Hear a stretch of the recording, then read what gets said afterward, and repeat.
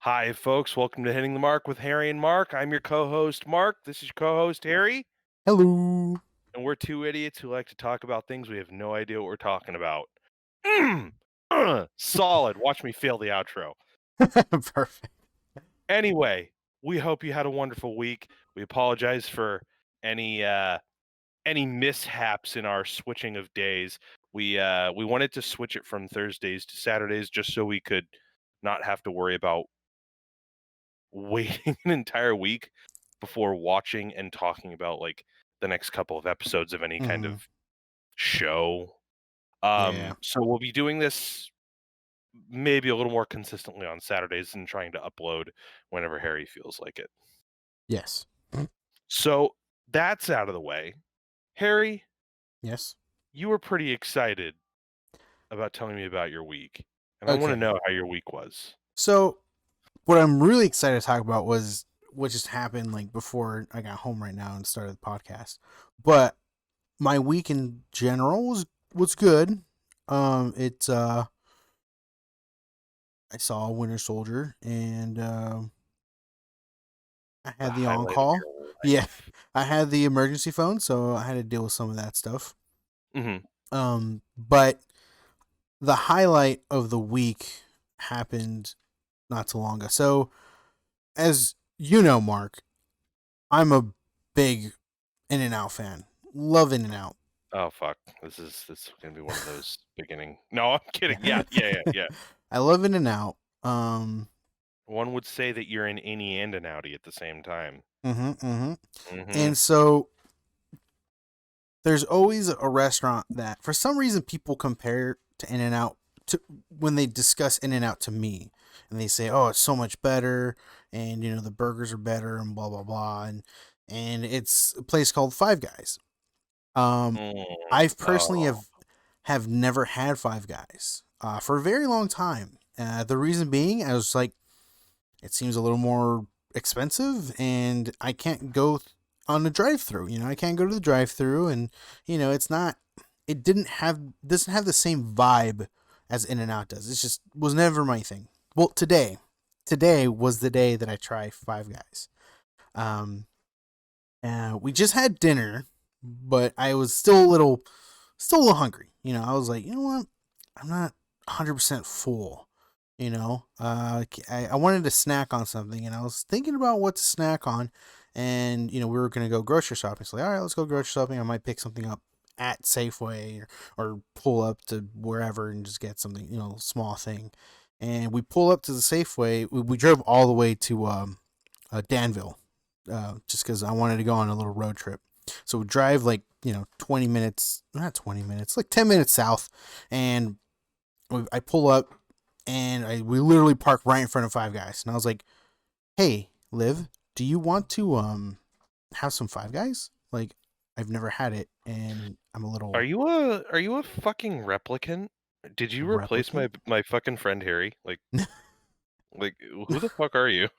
Okay, so um, I go right. We were like, yeah. So we go, and I'm like, all right, I'm gonna have you know, I look at their menu and I'm like, all right, cool. Like they have not really much of a menu, just like In and Out, right? You have just a few options. You have your burgers, you have hot dogs or whatever, and then you have like what they call sandwiches, which is like veggie sandwich and grilled cheese, and then Mhm. um, fries, and then your milkshake, right? So I was like, all right, while I'm here, I want to see what all the hubbub's about, right?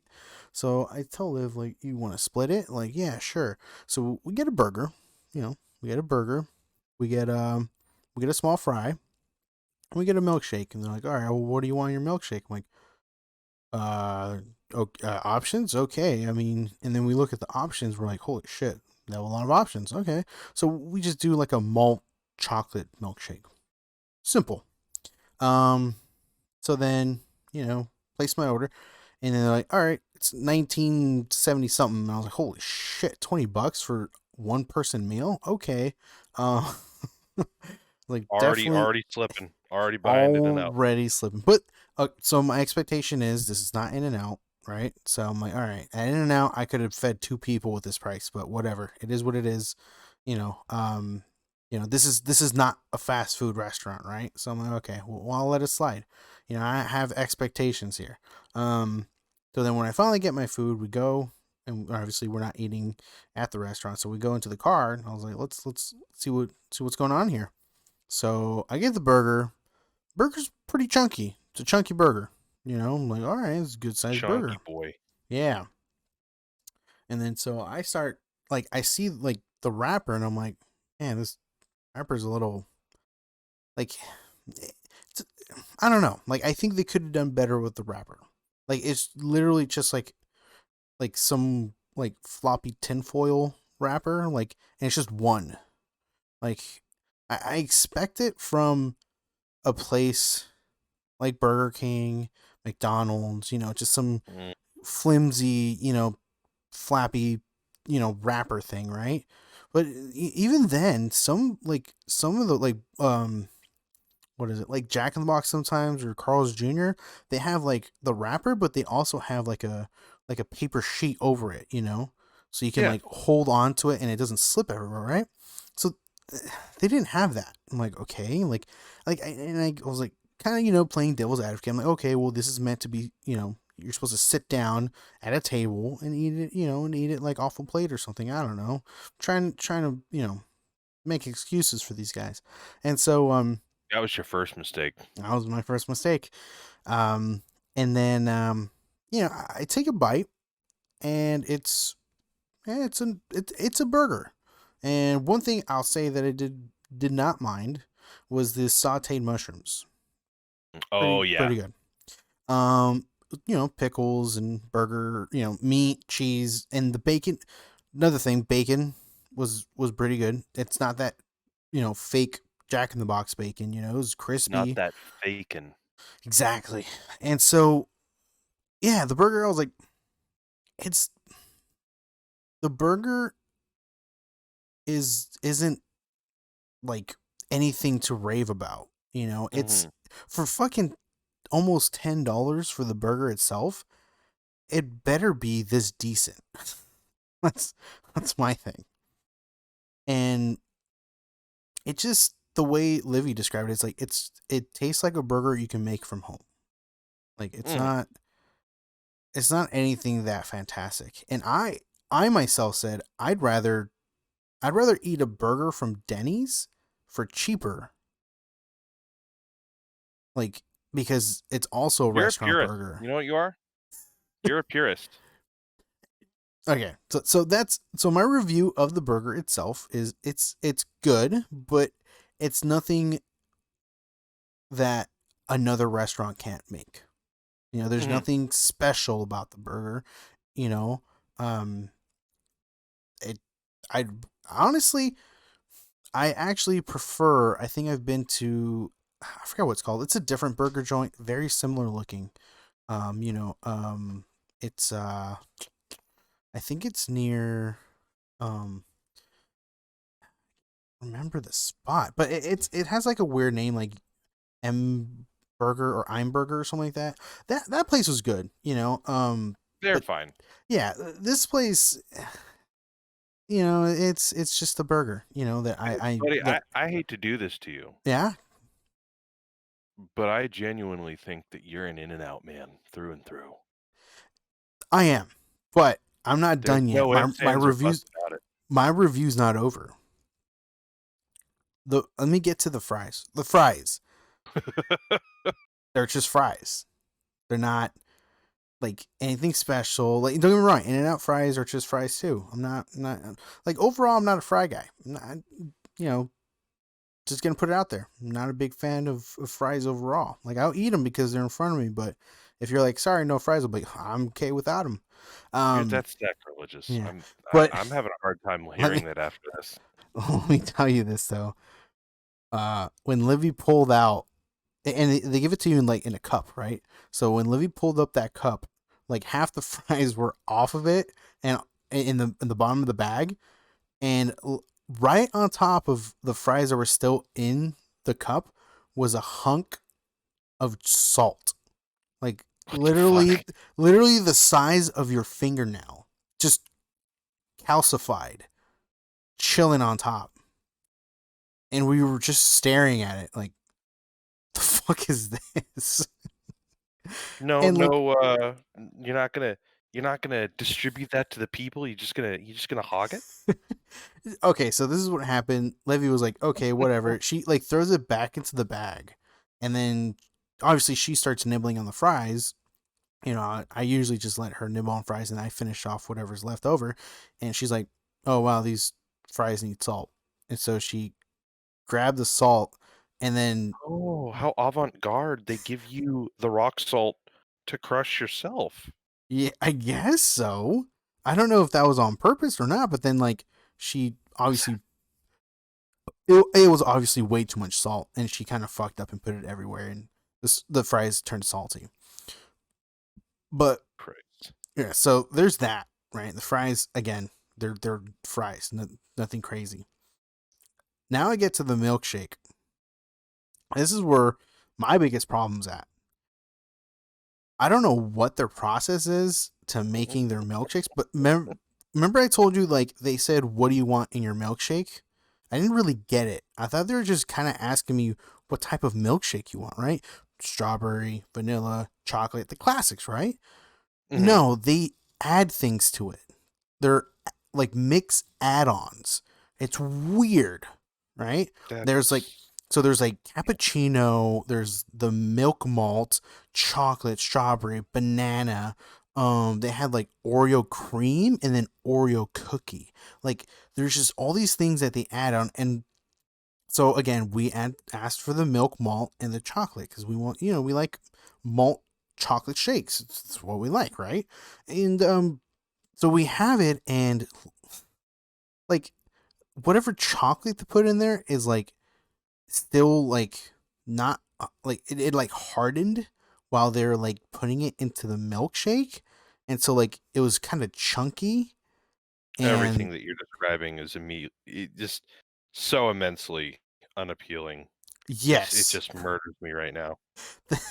that was that was my biggest like pet peeve of that whole scenario. Like the burger again, the burger wasn't bad. Just I would not pay that much again for it. The fries again, they're just fucking fries. I won't pay that much for them again.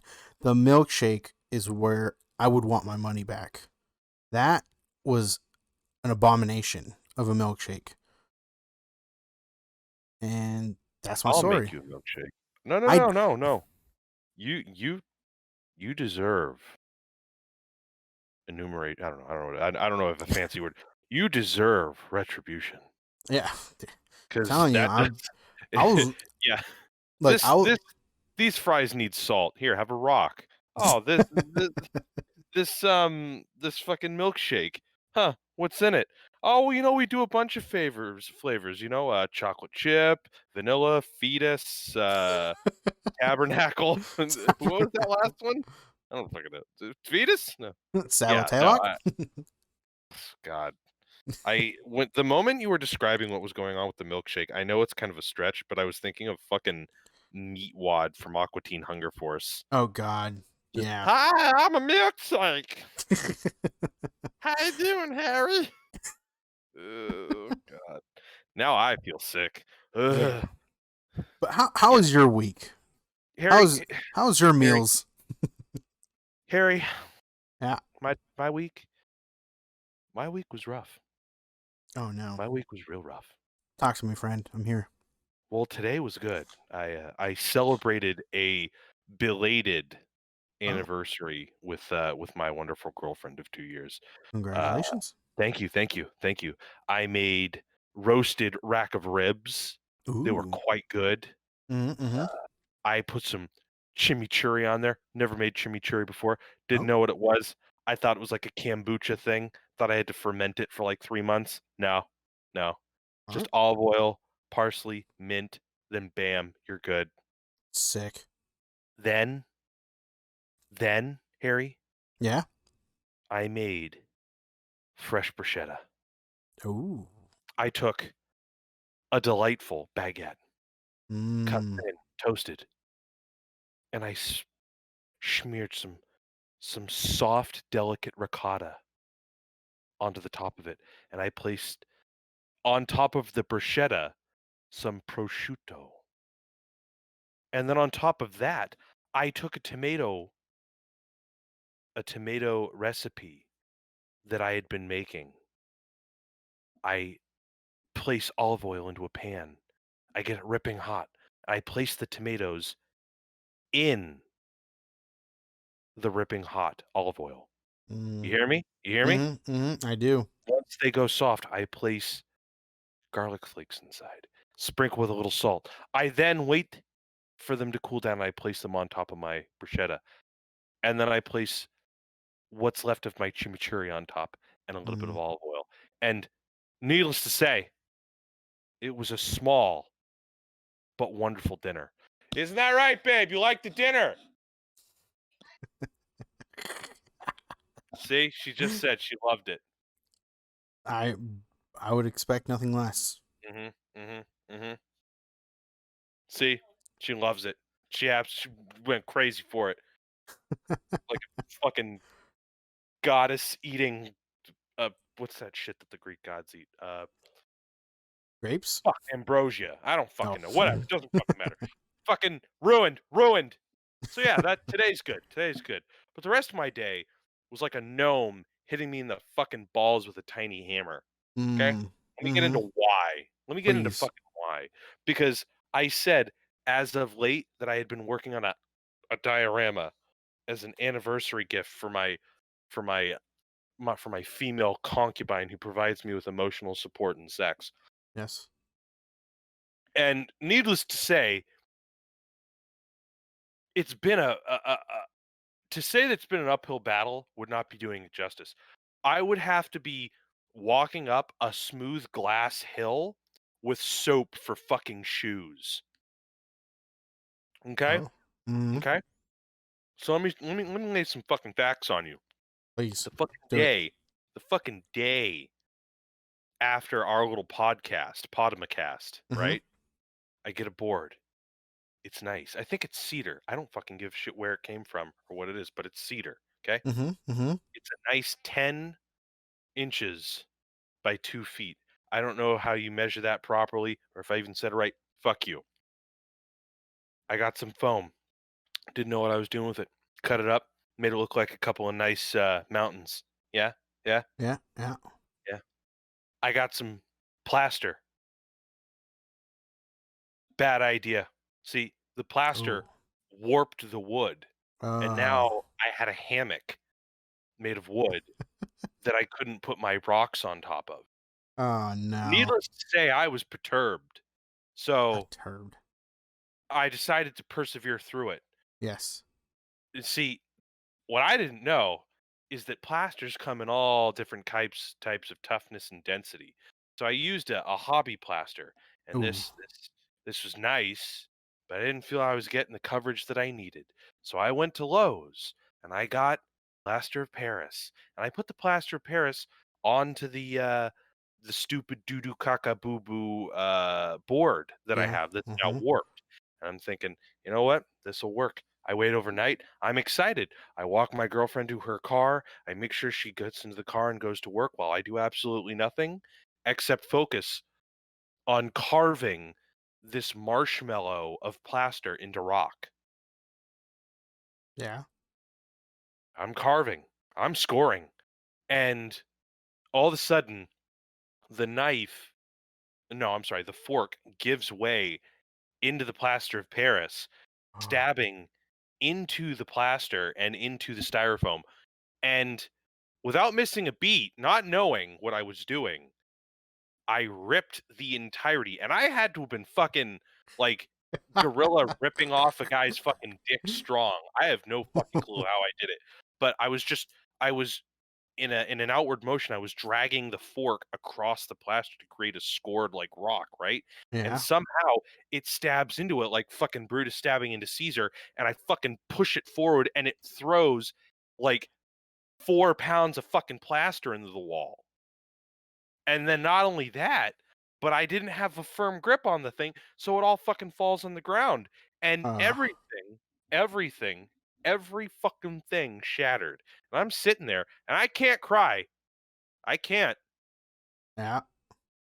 Viewers, if you're listening, you absolutely can cry. This is for comedic purposes, okay? Because I'm a man Yep. in the loosest possible sense of the word. So I rethink my strategy. Mm-hmm. Okay. Okay. Yep. Okay. I play it smart. Yes. I throw everything out. I go to Home Depot. Oh, okay. You got to change up the stores. You got it. Yeah. Yep. Yeah. I like Lowe's more though, with personal choice. But Yeah. I will sacrifice my morals for the greater good. So I go to Home Depot and I'm asking for a different kind of foam. I ask for extruded polystyrene, not the regular styrofoam Okay. that looks like a snowing sponge. No, no, no, no, no. This stuff has the Pink Panther on it. It's got the pink seal of approval. Oh, Okay. okay. But they tell me that they don't have anything any other size other than like a 3 by fucking 12. Okay. So I buy this 3 by 12 fucking plank of pink driftwood, and I have to break this fucker down to get it in the car. I get it back. I'm carving up the the islands. Oh yeah, it's so nice. Yeah. So I get it. I get it the way I want because putting the plaster on took away all the detail that I put into the rocks before. So Oh. now I have to go get joint compound. So I get joint compound. I'm Ah. carving these stupid fucking rocks out Yeah. of this Yeah. fucking styrofoam. All right? Okay? Yep. It's a very stupid process. I can't begin to tell you how much you're carving this thing and you feel like a fucking idiot. Oh, is this look like a rock? And it doesn't. It doesn't until you start fucking painting it, until you start fucking putting plaster and whatnot on here, right? So I'm painting these things, and I go over to this fucking model train place. By the way, hold on. This is a small tangent. I apologize. We're still into the how's your fucking week going thing, and Yep. I'm talking about fucking models. I go to this fucking train hobby place in my neighborhood, and I pass no judgment, but I'm very frightened of the people who go there. I don't know if it's like a fear that I'll become a trained person. Like, I wanna be like a diorama model guy, but not like the the the Panzer World War II model guy. I wanna be like the cool, like, comedy diorama. Like, I Yeah. wanna like the UFO, like, beaming a guy up or something, and he's, like, ass up or, whatever. But the day I, like I invest in a Panzer model to put it on styrofoam to make a World War II battlefield, I just want someone to shoot me in the back of the head. Like, even if I Mm-hmm. forget this statement, I really in Minecraft, apparently, if I have to say that, I just want someone to just pop me. Just seriously, just of Mm. mice and men me, because by Right. then I'm, yeah. So I Harry, got you. whether you do it or not, just whatever. But Just, anyway, the just look at the people pretty there, bunnies. yeah, thank you, thank you. I want to pet the rabbits. But, the people there are kinda odd, like, like white guys, and I'm a white folk too, like, whatever. I'm not, you can call me a race trader. I'd rather hang out with the Tongans and the Latinas and the Hispanics. My girlfriend's Hispanic, so, you know. Yeah, she's brown. I'm allowed to say that too. But I was buying some stuff. All this shit is fucking expensive, by the way. Holy I fucking can shit. imagine. Um, Is it they Five Guys burger expensive?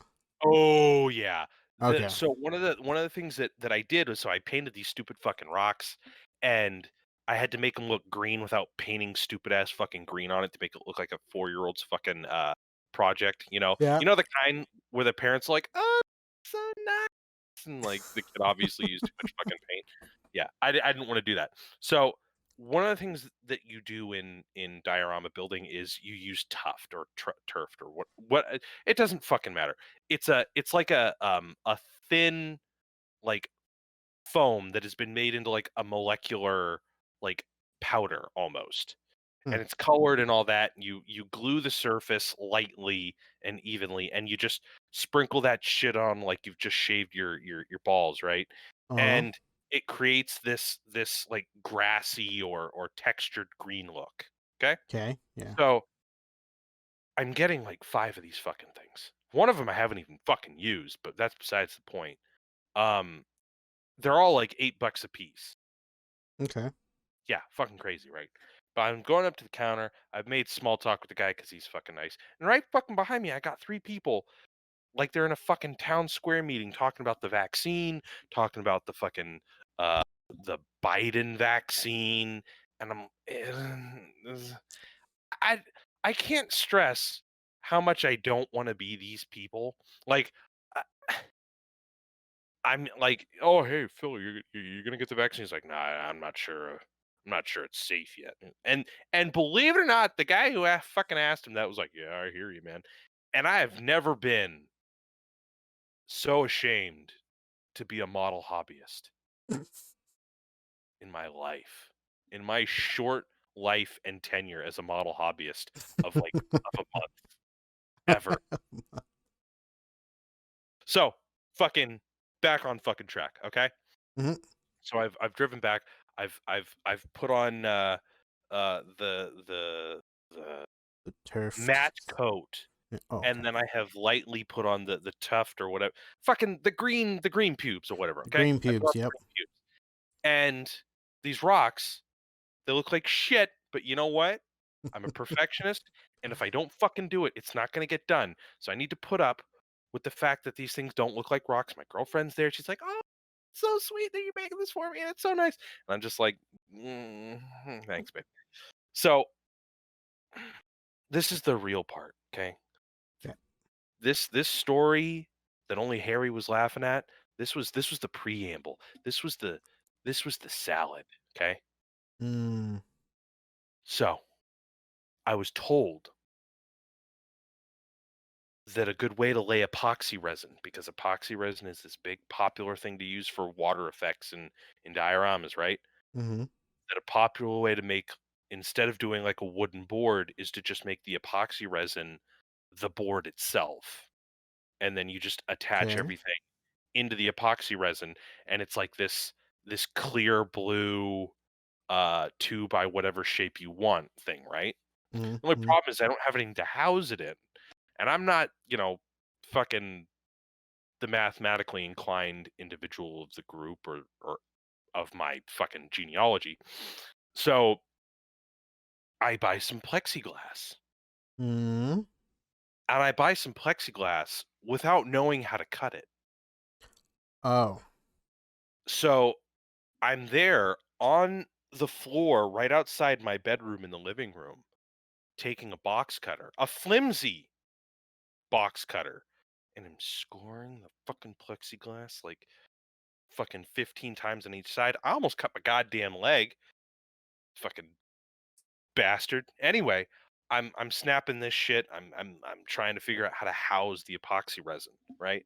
Yeah. So I'm taking like a 1 foot by 2 foot dimension thing. I've got like these tiny little strips on the side, and I'm gluing them. Needless to say, that shit took me fucking forever because my ass is again a perfectionist, and if it isn't 90 fucking degrees, I can't do it. Can't Yeah. do it. I can't put fucking pen to paper. I can't put fucking finger to typewriter. I can't put fucking finger to asshole if it ain't perfect. So I finally bite the bullet. I do it, and I'm taking the little glue gun and I'm just haphazardly gluing everything. And one of the things that I learned, sadly, after a Titanic level clusterfuck, was that you seal test your contraption. You Oh. your housing and you put water in it or you put some other kind of liquid to see where the leak is, right? And needless to say, I learned about this after. I did not do that. So Mm. I take the epoxy resin that I have bought, also fucking expensive. Also had to go through and hear fucking COVID denialists talking about. Yep. Um, And I'm excited, oh, fuck yeah. I finally got the tray. The tray was the hardest part because I was being a needy little asshole about it. I put the fucking resin in, and lo and behold, fucking tray's leaking like a fucking I can't think up a fucking metaphor or an imagery or an allegory. Like a loose lip sink ships or whatever. So I have fucking epoxy resin coming out of every fucking inch of this Oh container. God. I put it on the kitchen table, fucking falls all over that. Thankfully, I cleaned this shit up before it hardens. I put it in my room. Thankfully, nothing got on the carpet. I had to take it outside, and then I realized, wait, I have a fucking unused coffee table on Dad's side of his patio. So I grabbed that shit. I bring it over here, and I'm like, wait, everything's fucking slanted, and that's because of the fucking glue job I did. Because instead of putting um the base sheet as the only thing touching the ground and all of the other little housing containing sheets on top of it, everything is like pancaked. So the sheets are on the sides of the base. So everything's leaking out the Mm. bottom. So yeah, I'm currently talking to one of my friends, Harry, doing this podcast and looking out my window, watching this slanted tray, fucking tinfoil um, blowing in the breeze, trying to cure while slightly slanted. Mm. And not only that, but the slanting actually affected how it's going to cure because it's not flat anymore. Oh. So it did turn into the 4-year-old overpainted thing. But you know what? Eh. You know fucking what? I am going to go through with it. I'm going to give it to my girlfriend, and she's going to pat me on the fucking head and tell me it's a good job and she loves it because she's so supportive of a human being. I love you. And I'm going to do it again, and I'm going to fucking get a tool that knows how to score plexiglass or a fucking circular saw so I can take a fucking finger off. And that's how my fucking week was. I Well, need that's a podcast, everybody. Good yeah, night. yeah. All right. Capital H, capital whatever podcast. Oh, I needed that. I really needed that. I bet, Oh, you know man. what? No, no, Jeez. no. Hold the fuck up. I've Oh, got another fucking thing. yeah. Here we are. This is quick. This will be quick. 5 minutes. All Two right. and a half minutes. 2 minutes, okay? So I told you about that cool fucking Enterprise ship, right? Yeah. Yeah. So I ordered photo etched pieces. Ooh.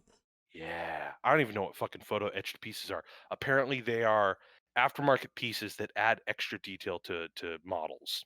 Okay. So uh when I had to travel to Las Vegas, my girlfriend came with me, and when we were coming back, I got like, those stupid little photo etched toys that you see, and they're like, oh hey, it's an X-wing, or oh hey, it's the Enterprise, Mm. or oh hey, it's a fucking it's Ingve Malmsteen. Like so I got one of those, right? And I thought, oh, this will be fucking easy as cake.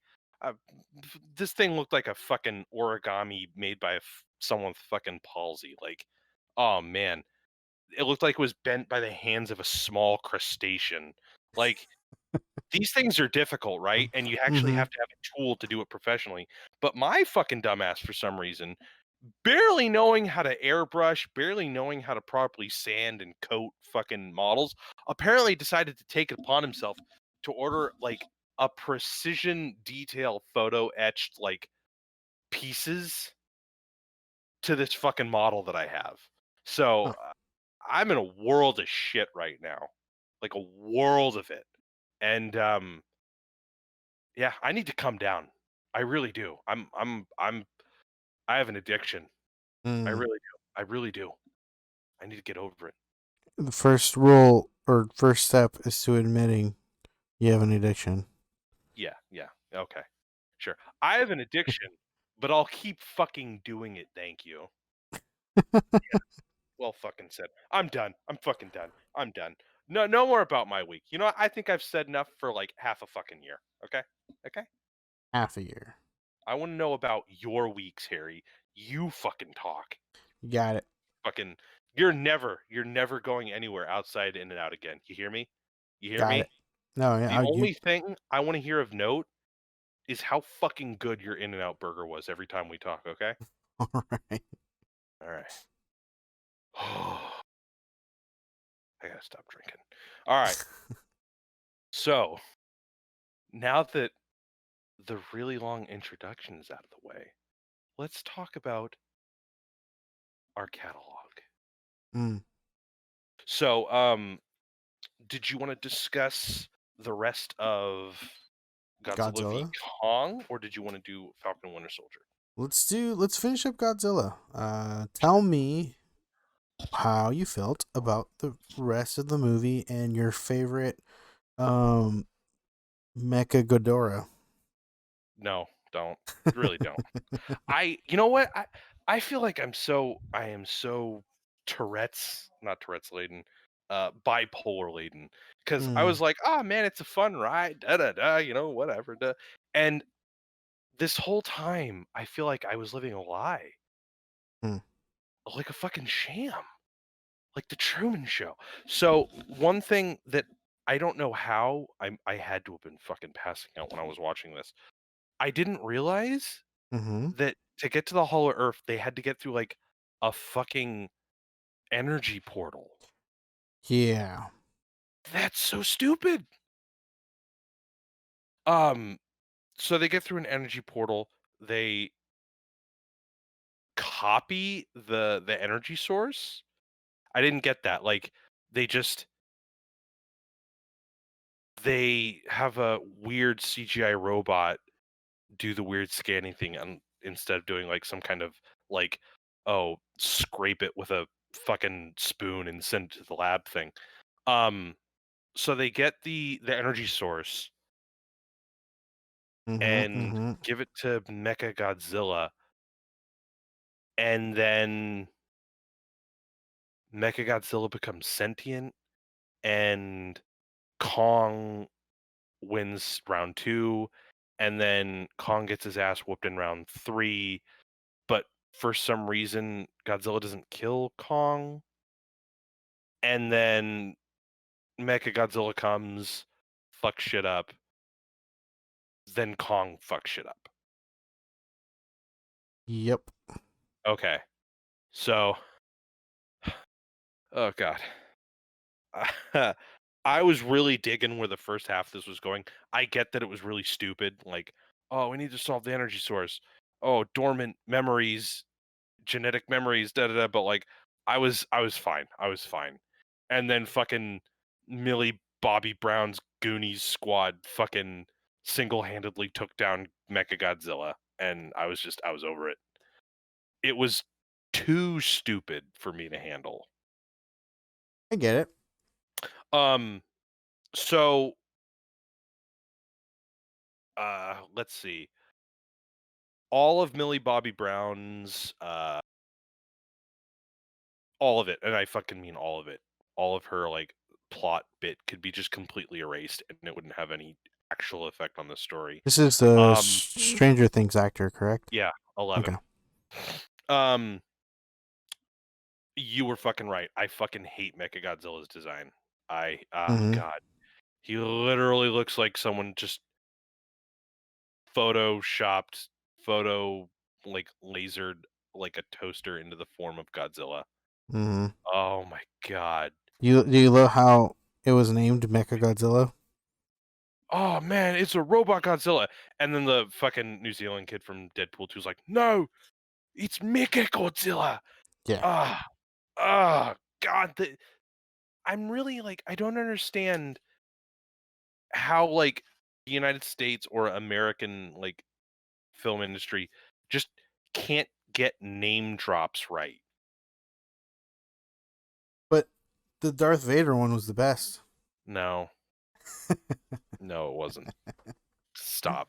This I mean, you're right. Everyone, Harry's bullying me. You're right though. It's for some reason it's just well, the thing is Like, like can you think of one that was really really good? let's see. I'm of the mind that if you don't name the character, so one of the things, okay, I know I'm on the we on this podcast are kind of on the MCU hump a lot. Mhm. Um, but I do think it's mainly because as generic and as mainstream and as general as they are, I do think they get a lot of things right. One of the things I fucking like Mhm. is when they will repurpose stuff. So if like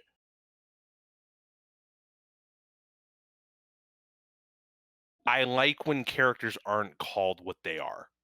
Mm.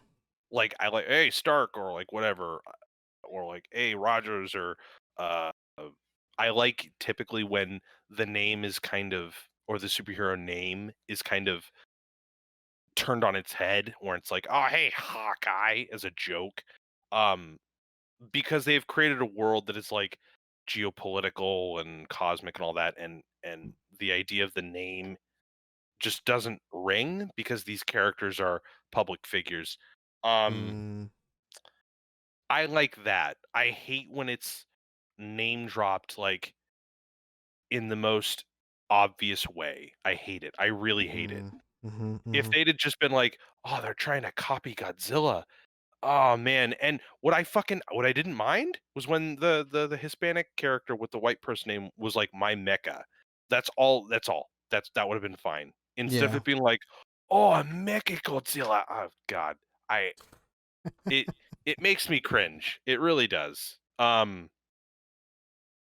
Hashtag Kong should have whooped Godzilla every fucking time. Besides the point, Mhm. I fucking hate the design of Mechagodzilla. I really do. Yeah. I like he's fine. It's fine. I, I'm not trying to give the impression like it's awful. It's fine. I just think it's. mm, uh, I'm Yeah. like I was saying Feel it. last week. If they'd had done some shit where it's like, oh, we found out like humans were once super technological, and there's some kind of like bioorganic metal, and it like fuses with organic material, and they were just like, yeah, we gotta get that shit. Yeah, give me that shit. And it like it just creates Mechagodzilla, and Mechagodzilla is like this. You know what? No, fuck it. Yeah. In fucking 1999, I will Mhm. swear by this. I will fucking swear by it. The Godzilla cartoon that Mhm. came out after the 1998 disaster, Godzilla, was Yeah. friggin' gold. And in it, they had a Mecha Godzilla that had that kind of that organic, like metallic look to it instead of like the toaster oven Godzilla look. And I like that so much more. Mm. I would have loved to have seen that.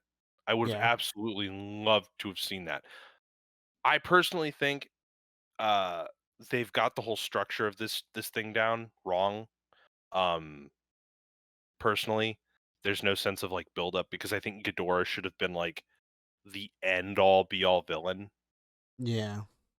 It really should have been like Godzilla, Kong, uh Godzilla versus Kong, then like some other movie, and then King of the Monsters. King of the Monsters is the movie where like you throw every kaiju in there. Like Yeah.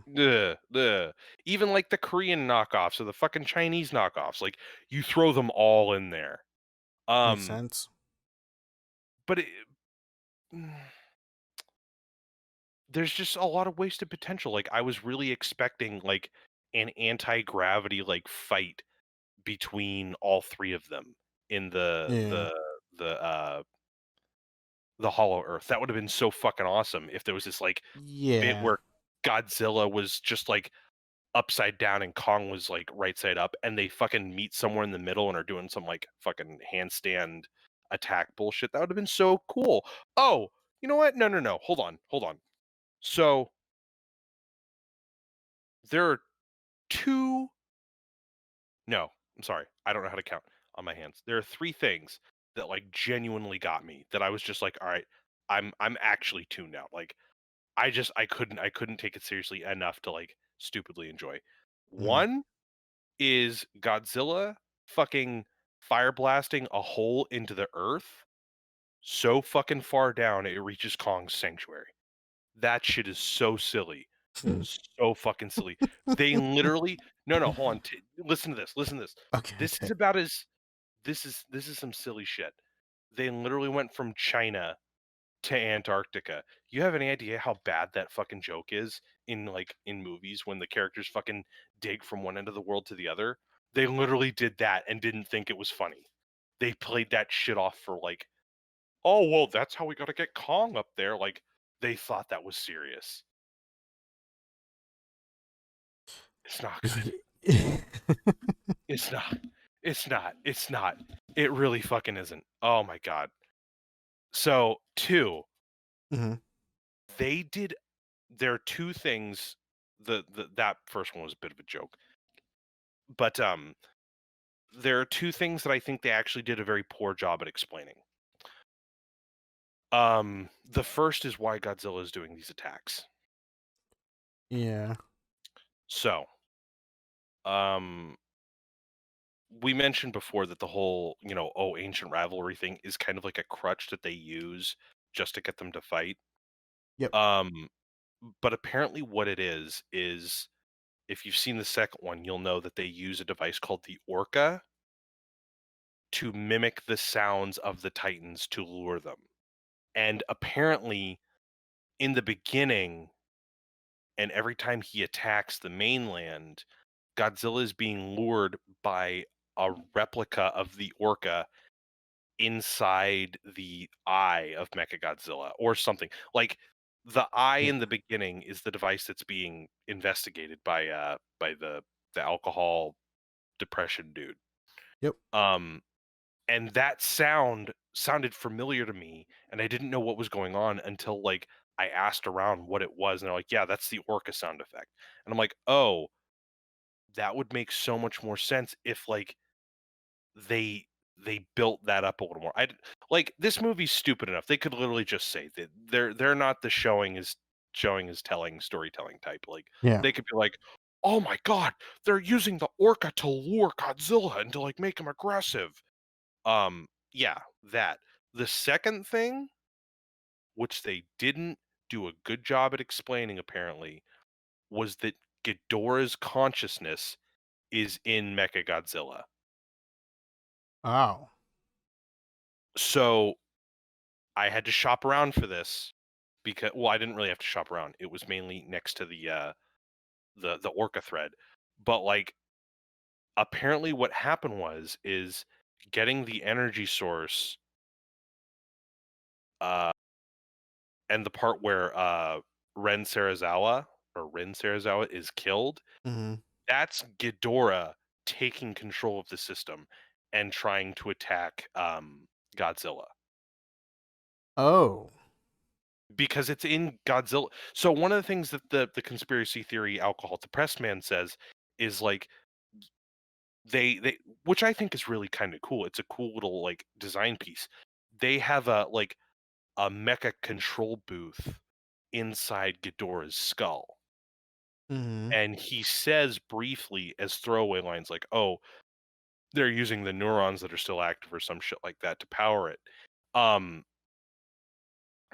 But there's a lot of confusion because it's like they're like, "Oh, we haven't tested the power source that they're trying to extract."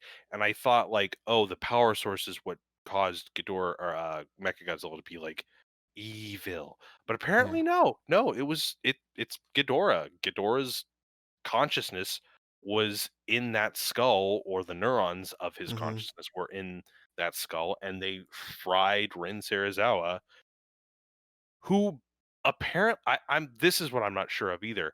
I don't know if Rin Sarazawa is Daisuke Sarazawa's son Huh. because they have the same fucking name. Anyway, but Right. but yeah, apparently fucking Ghidorah is piloting Mechagodzilla's body or frame or whatever. Interesting.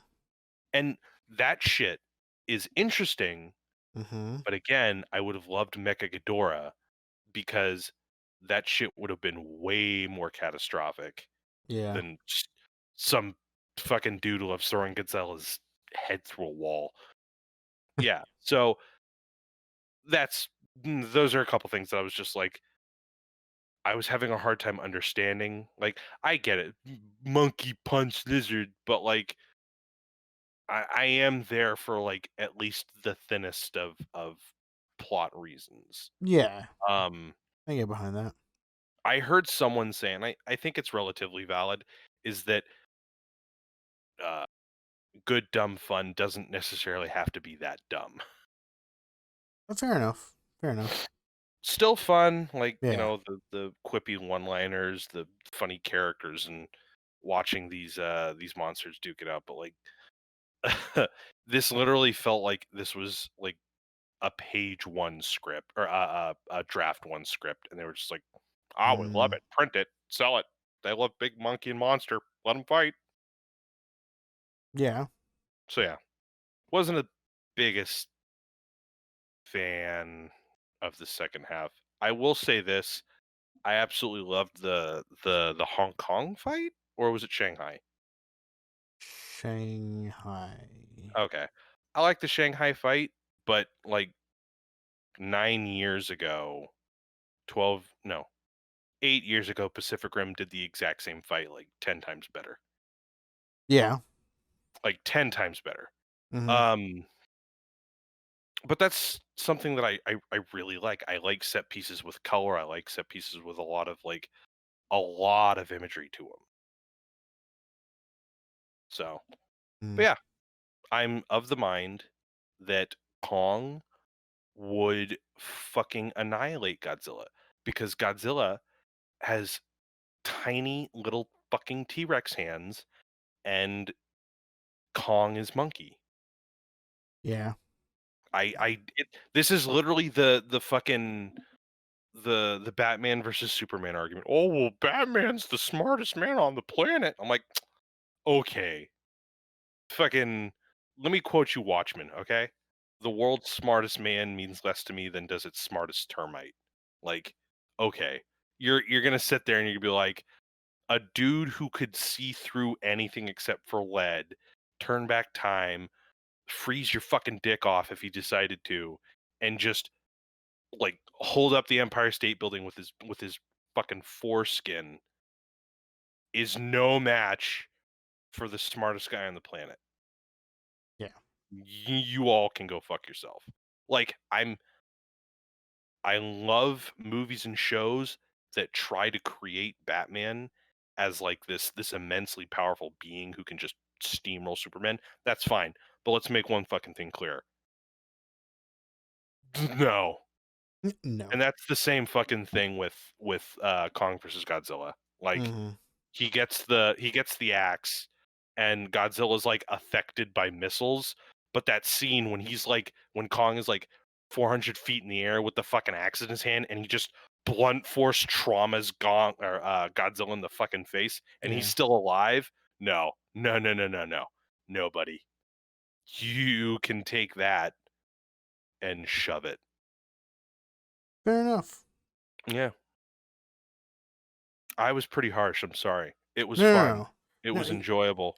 I like watching monkey and lizard fight, but yeah. this is like at least Gareth Edwards had like this vague Americanized idea of Godzilla, like, oh, it's a force of nature and balance, and maybe there's something, you know, uh, caustic about how we use nuclear energy, and it just keeps like descending further and further into like monkey punch lizard, and Yeah. I'm a little disappointed in that. But once you get rid of that expectation, monkey punch lizard is fun, Mm-hmm. especially when you're watching it with other folks Yeah. and you're having a laugh and you're having oh God, did you see it? He stuck the stick in his mouth. Oh God, did you see it? Mecha Godzilla and Godzilla's beams met in the middle, and so yeah, you know, For whatever. sure. Let's talk about some other cinema stuff. Cinema. Falcon and the Winter Soldier. Yeah. We don't have Yeah. to wait a full week to talk about it. We really That's fucking don't. it's great. We only have to wait 48 hours, Fantastic. basically. I watched it that 12 a.m. Friday morning. Oh. Yeah, I stayed I up watched and it with watched it. my lovely lady. Mm. She fucking hates John Walker. Oh my Oh, god. after this episode, Ooh. yeah. Yeah, yeah. She was on the hate train a Yeah, while ago. Yeah. I mean, I was kind of on it early on too. I mean, you just tell the scum, you know, Yeah. uh, like you could just tell that the fucker was gonna do something, Yeah. Mhm. and and I'm gonna. All right, let's just. Can you do a Do it. Do it. synopsis? No, Yeah. no, Okay. do a synopsis and So, then I'll talk about yeah, yeah, yeah, yeah. So this picks up right after the end of the previous episode. Ao, one of the Dormelage, has been tasked with bringing, yeah, my girlfriend's favorite character now. Ao has been tasked with bringing Zemo to Wakanda in answer for his crimes, i.e., bombing the UN and killing King T'Chaka, Black Panther's father, T'Challa's father. Um, she gives Bucky 8 hours because of their rapport together and respect for one another. She gives him 8 hours to kind of figure out where Carly Morgenthau and the Flag Smashers are, and bring them to justice. And then in doing so, subsequently bring Zemo to justice. Um, they do some investigating. Zemo kind of plays his cards a bit with them. They meet up with uh Cap and Battlestar, John Walker and Lamar Hoskins, respectively. it. Hmm. They have a botched negotiation with Corley Morgenthau during a funeral. Uh, Broad strokes. This is basic broad strokes. When Carly escapes, uh, Cap, Battlestar, Galactica, Bucky, Falcon, and Zemo return to their kind of little headquartersy area and are uh, trapped by the Dora Milaje. Well, not really. The Dora Milaje are pretty fucking chill. They're like, give us fucking Zemo. And Cap 2.0 is like, hey, I'm an American. We can do this. America, let me put my hand on your shoulder, and just fucks up the entire situation. Um, Zemo escapes in the little kerfuffle that ensues from all of them fighting. Uh, Unbeknownst to anyone else, Walker actually finds the remaining super soldier serum that Carly has from from their previous little incursion in this episode. He takes it um, and gets super soldier powers. Carly's group has been intending to kill Captain America 2.0. Lamar Hoskins gets in the way. He dies trying to save his friend. And oh man, John Walker goes in school shooter mode. Let's just fucking put it that way. Yep. Uh, there's always a great moment in every MCU movie where like everyone is just getting murdered left and right. Like Winter Soldier was great in the beginning. Winter Soldier, like just fucking Cap literally just fucking like drop kicks a million people to death, right? Yep. And we don't bat an eye, but like near the end of Civil War, just when everyone thinks Don Cheadle fucking dies, Hmm. Rhodey dies, fucking Falcon's like, oh hey man, I'm so sorry. Like it's literally like the timeout, you actually hurt me moment in all of these MCU movies. Yeah. Um yeah, what happened to Battlestar was like a this moment where I don't think anyone really intended to kill anyone. Like they said, "Oh, we're gonna kill the new Captain America," and they intended to, but like the moment Lamar Hoskins dies, it's like, "Oh shit, we really killed somebody in this show." Yep. Yeah. Uh, so let's take this out piece by piece. Okay, Um, so you go first, Bear. okay, so I'm trying to. Okay, so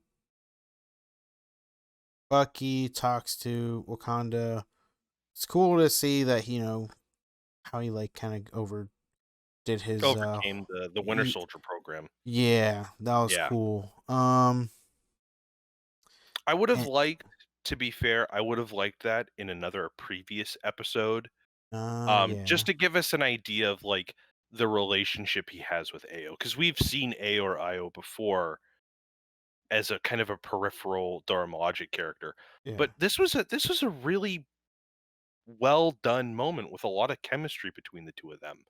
A yeah. lot of unsaid chemistry between the two of them, mind you. Mm-hmm, mm-hmm. And I felt that it would have been more powerful if that scene had been brought up before and built up uh, Mm, a little bit to build up to that moment, because it's kind of just treated as matter of factly. Like the Bucky does for the most part owe Ao, Shuri, and Wakanda his mind back, yep, and this is kind of treated like, oh, you know, I got to do this. No, this should be a very powerful moment. Like the state of being that he is now, that he has now, is owed to the Wakandan psychological training that they've given him. And mm-hmm, I don't think it should have been so matter of fact. But this is a minor thing. Like it's still powerful, it's still great. There's no problem. mm-hmm. And then Zemo doing Zemo things, which is great. Um, it, it's like I don't know. I just love his character.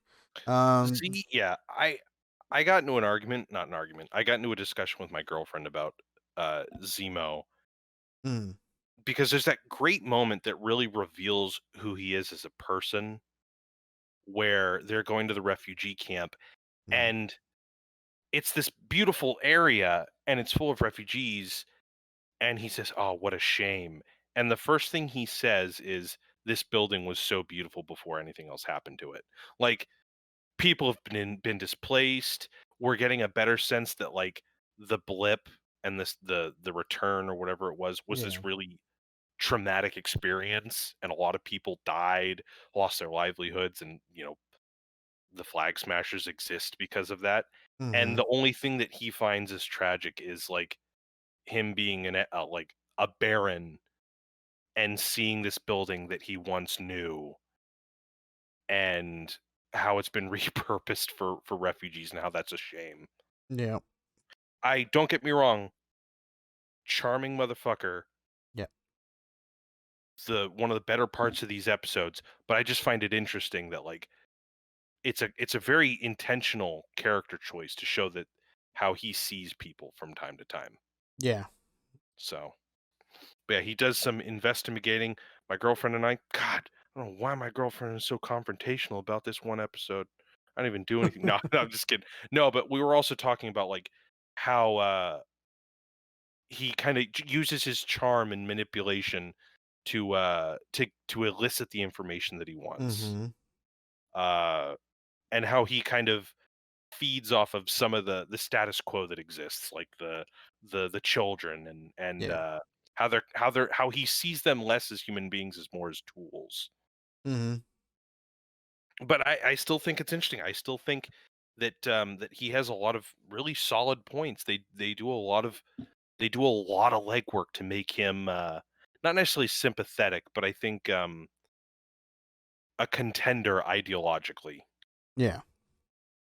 Yeah. Because I mean, his his main thing is to get rid of super soldiers, which isn't like a bad thing, you know? Mhm, It's just the way he goes about and doing it. It's kind of like the whole Thanos thing, right? Like what he wants isn't a horrible thing. Like he wants, you know, the living things, that it needs to get, there's too many things in the universe, but he's mhm. just going about it the wrong way. Like Zemo has the same thing. It's just, you know, in a smaller, like very refined thing, right? So Yeah. I like it. I Yeah. love, Oh yeah. yeah, and the charmingness is so good. The just the bantering, or not the Oh bantering, yeah. the but Yeah. yeah, the bantering is just so good. The, I'm sure this will come to a an arrangement we'll all be satisfied with. It's so good. it's So so good. fucking good. Oh man, so I love that. Obviously, when Cap handcuffs him, like I don't know what they thought was gonna happen, you know. Oh yeah. And of course, him botch Captain America botching that fucking meeting, you know. Um, as for usual, always ruining things. Um, and then Man, I'm looking Zemo, at Captain America. and then obviously Zemo getting away from the handcuffs, and him, like, he's just smart. He knew where to go. You know, he He's knew where fucking to meet up there. with them. He was I there. glossed over it a bit, but yeah, a part of the synopsis is like while Carly's trying to get away after Cap botches the negotiation between Sam and her, fucking Zemo's just like hiding in the wind and just fucking pops Carly, injuring her and destroying almost all but one of the super soldier serum. Mm-hmm, mm-hmm. He's Like just like, "I fucking did my thing. Peace out, bitch." just like the previous episode when he killed the scientist who created it. Like his Yeah. goal was to kill the scientist, and he did that. And then in this episode, his goal was to destroy the serum, and he basically succeeded, except for one. You know, it's like he's just going for the roller coaster because he's like, I have a goal. I don't care what happens afterwards. Kind of Mhm. like, Civil War. Like, he had a goal, and he Oh, his just, ass was prepared to just kill himself too at the end of it. He exactly. was like, "I had my goal and I'm done." Like Yep. he's very God, I don't want to be so cliched. He's very Machiavellian. Like Mm. he applies the force when necessary. He turns up the charm when necessary. Like everything about him is this like cold calculating creature. Yep. And it's impressive seeing him portrayed in such a enjoyable way. Yeah. But after him destroying the most of the serum, like you said, they go back, and then the uh The Door of the Explorers. Wakandians. Yeah. Love, like, basically, Cap putting his hand on their shoulders just made them just really tear him a new one. And his only response was, they weren't even super soldiers. So, Like, oh I man, it's a good thing it's my anniversary with my girlfriend today because I thought there was some serious emotional friction between us in this episode. Because I for a moment I don't let me make this abundantly clear. I mhm, don't like John Walker. yeah, He's arrogant. He assumes because he has the shield he deserves the respect. Um, he is everything, and as I said before, he's everything that Steve Rogers isn't. hmm, He's a good soldier, not a good. Well, I'm sure he wants to be a good person. I'm sure that there are avenues in which he's, a good person, just not in the way that the show is showing him. But he's not the kind of person that Steve Rogers is. He's a good soldier, and throughout these last couple of episodes, we've seen him kind of on the opposite ends of whatever Steve Rogers was doing. He's working with the German police, hmm, like like how Cap was against the German police in the Civil War. You know, he's he's very much like how Cap was when he was working for Shield hmm, in in Winter Soldier. Um, but what's kind of heartbreaking is he's still stuck in uh, that monkey on a tightrope image. One of the yeah, things that I really uh, I don't tell a lot of people because I'm ashamed of it. I actually like Captain America: The First Avenger. hmm, I think the first half of Captain America: The Winter Soldier is what builds up what makes Steve Rogers in the MCU so good. The hmm, second half is dog shit, but I watch Captain America: The First Avenger for the first half of it because he's someone who wants to do good, and the United States government has different plans. They use him as a figure to advance their agenda. Yeah. and he doesn't want that. And John Walker is in the same position. Like, after getting his ass whooped and getting the super soldier serum before using it, he's literally just there to autograph people. Yeah. But as you were saying, like, so much of his perception of Captain America is wrapped up in his inadequacy.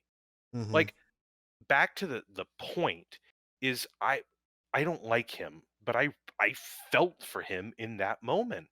Yeah. Like, in his own asshole kind of way, he looked there and the defeat in his eyes, which Wyatt Russell, I think is the standout performance here. Mhm. Who like I like Zemo, I like Sam Wilson.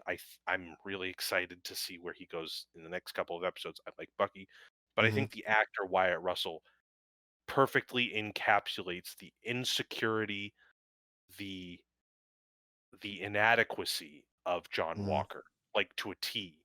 Yeah. This is a guy who, you know,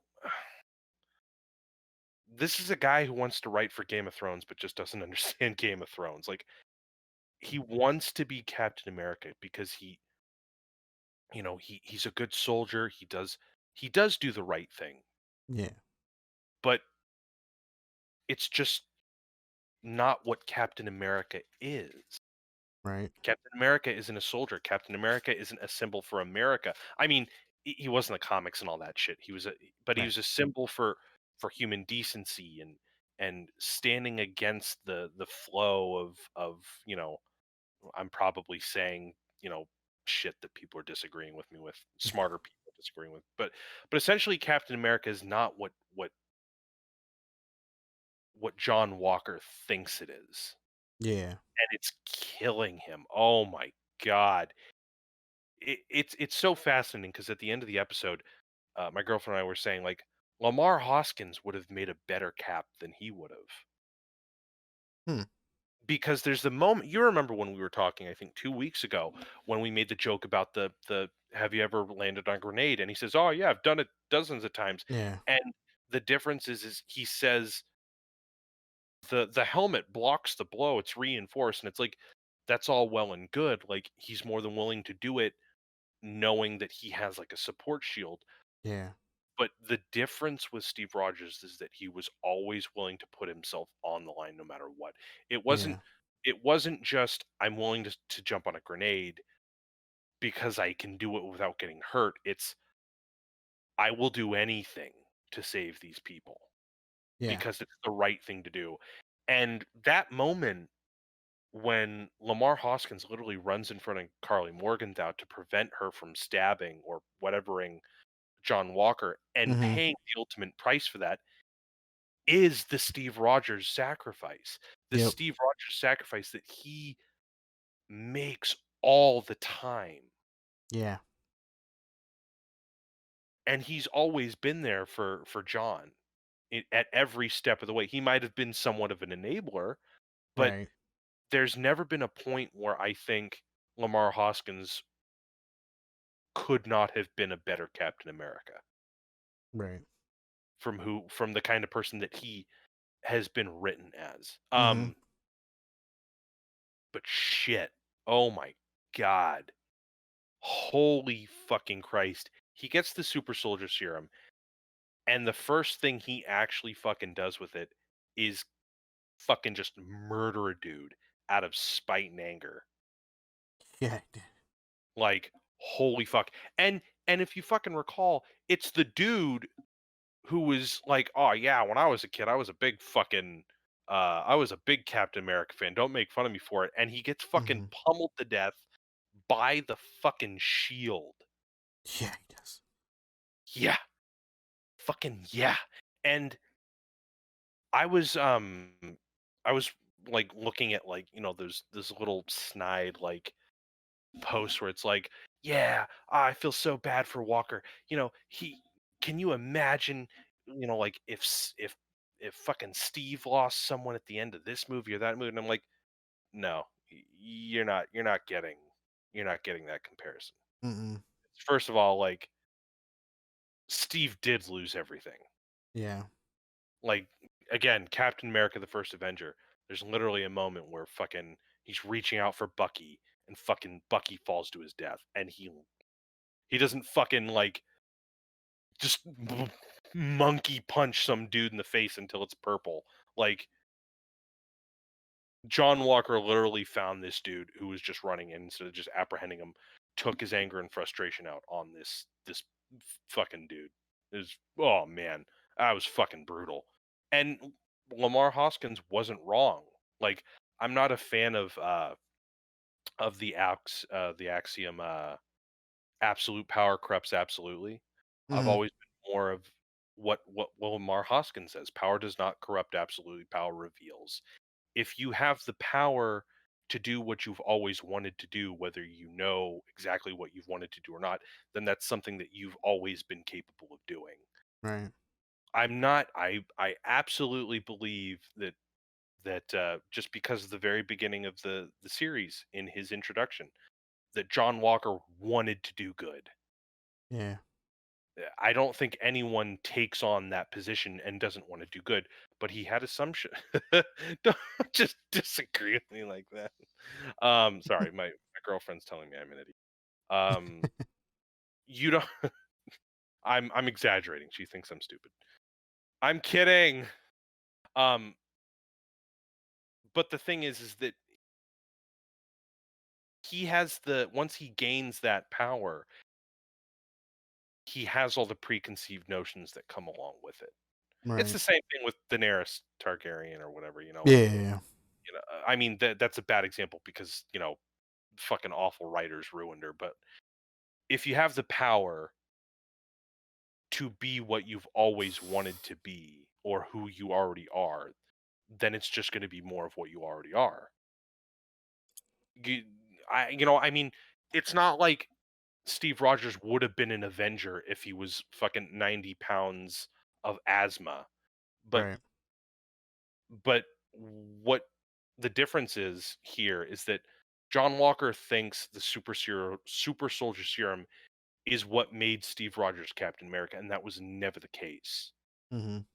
Every movie perfectly copy and pastes what makes Steve Rogers a good person or Hmm. what makes him Captain America. And it's the fact that he's a good person.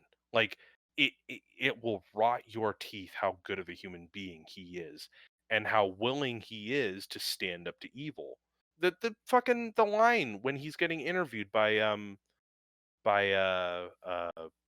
the bad guy from the Hunger Games. Do you want to kill Nazis? I don't want to kill anyone. I just don't like bullies wherever they're from. He's an American hero. He's a fucking Boy Scout. Hmm. Hmm. There you go. That's it. I don't need a fucking yes sir. I don't need a America dude. I just need a guy who wants to do the right thing at any cost. Yep. And there you go. There you fucking go.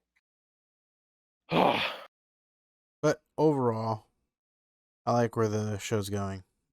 Yeah. Again, I'm still not what I expected. I'm Mm. super stoked. Ready for the next episode. Um, Oh yeah. I can't wait to see John Walker fucking Dude, shield yeah. death again. Yeah, I'm intrigued on what's gonna happen because he killed someone, and I love that the episode was called "The Whole World Is Watching" because people with their cell phones and all that shit, and I'm I don't know. I mean, they're not the only Avengers in the world. There Mhm. are still other Avengers. I'm intrigued to see if the last few episodes they bring in other Avengers to do what they need to do. You know what? So am I. I'm interested in seeing what they do with that. I'm I do think, however, Hmm. uh, it will be a little bit more like WandaVision, a little more contained. I Okay. think they'll probably introduce one cameo, but I think everyone that we know or know of are the all the pieces to the finale are already there. Mm-hmm. Mm-hmm. There's a theory going around, one that I'm perfectly fine to accept, is that Sharon Carter's the power broker. Ooh. And I think there's some credence to that personally, because I think the idea of introducing like some individual, some actor to play uh the power broker in the last two episodes, kind of a little ham-fisted. The Yeah. idea of Sharon being this character who you've trusted, who embodied at one point the same ideals as Cap, but you know, fell from grace. I think that goes in line with the point of this story. You know, that the shield, uh, it hides a lot of dirt and it Yeah. buries a lot of people. And sometimes if you have the shield, you're immune to some of those things, and if you don't, you end up like Sharon Carter, Yeah. who did everything right. And not to mention the actress who plays her does a fucking great job. But I mean, like the the character herself stood on the side that Steve Rogers stood for, and what happened to her. Exiled. Yeah, exactly. Um, and that's not even the worst of it. You know, you have Isaiah Bradley, who's in the exact same position, except even worse. You know, at Yeah. least Sharon is a fugitive. I can't think of anything more painful than a character like Isaiah Bradley, the one test subject out of 200 or 300 African American soldiers to survive, fought for the country, gets arrested, and Mm-hmm. is gets to live back in this country and forgotten. Yeah. And that sucks. That's something that I really hope they add more of Yeah. to his story. Is that, you know, there are people who don't get out of this the way, Steve Rogers did. Yeah. So, or Lamar Hoskins. Lamar Yeah. Hoskins is probably going to go down as uh as John Walker's sidekick, the same way that John Walker wanted Falcon to be his sidekick for the sake Yeah. of legitimizing his claim as Captain America, which sucks because Yeah. again, as we were putting it, like Lamar Hoskins did the Captain America hazing ritual. Like he literally put his life on the line and he paid the price. He did everything that Captain America would do. And he's probably going to get, forgotten. Mm. I'm not 100% sure he's dead. You're right. They're going to have him back for Marvel Zombies.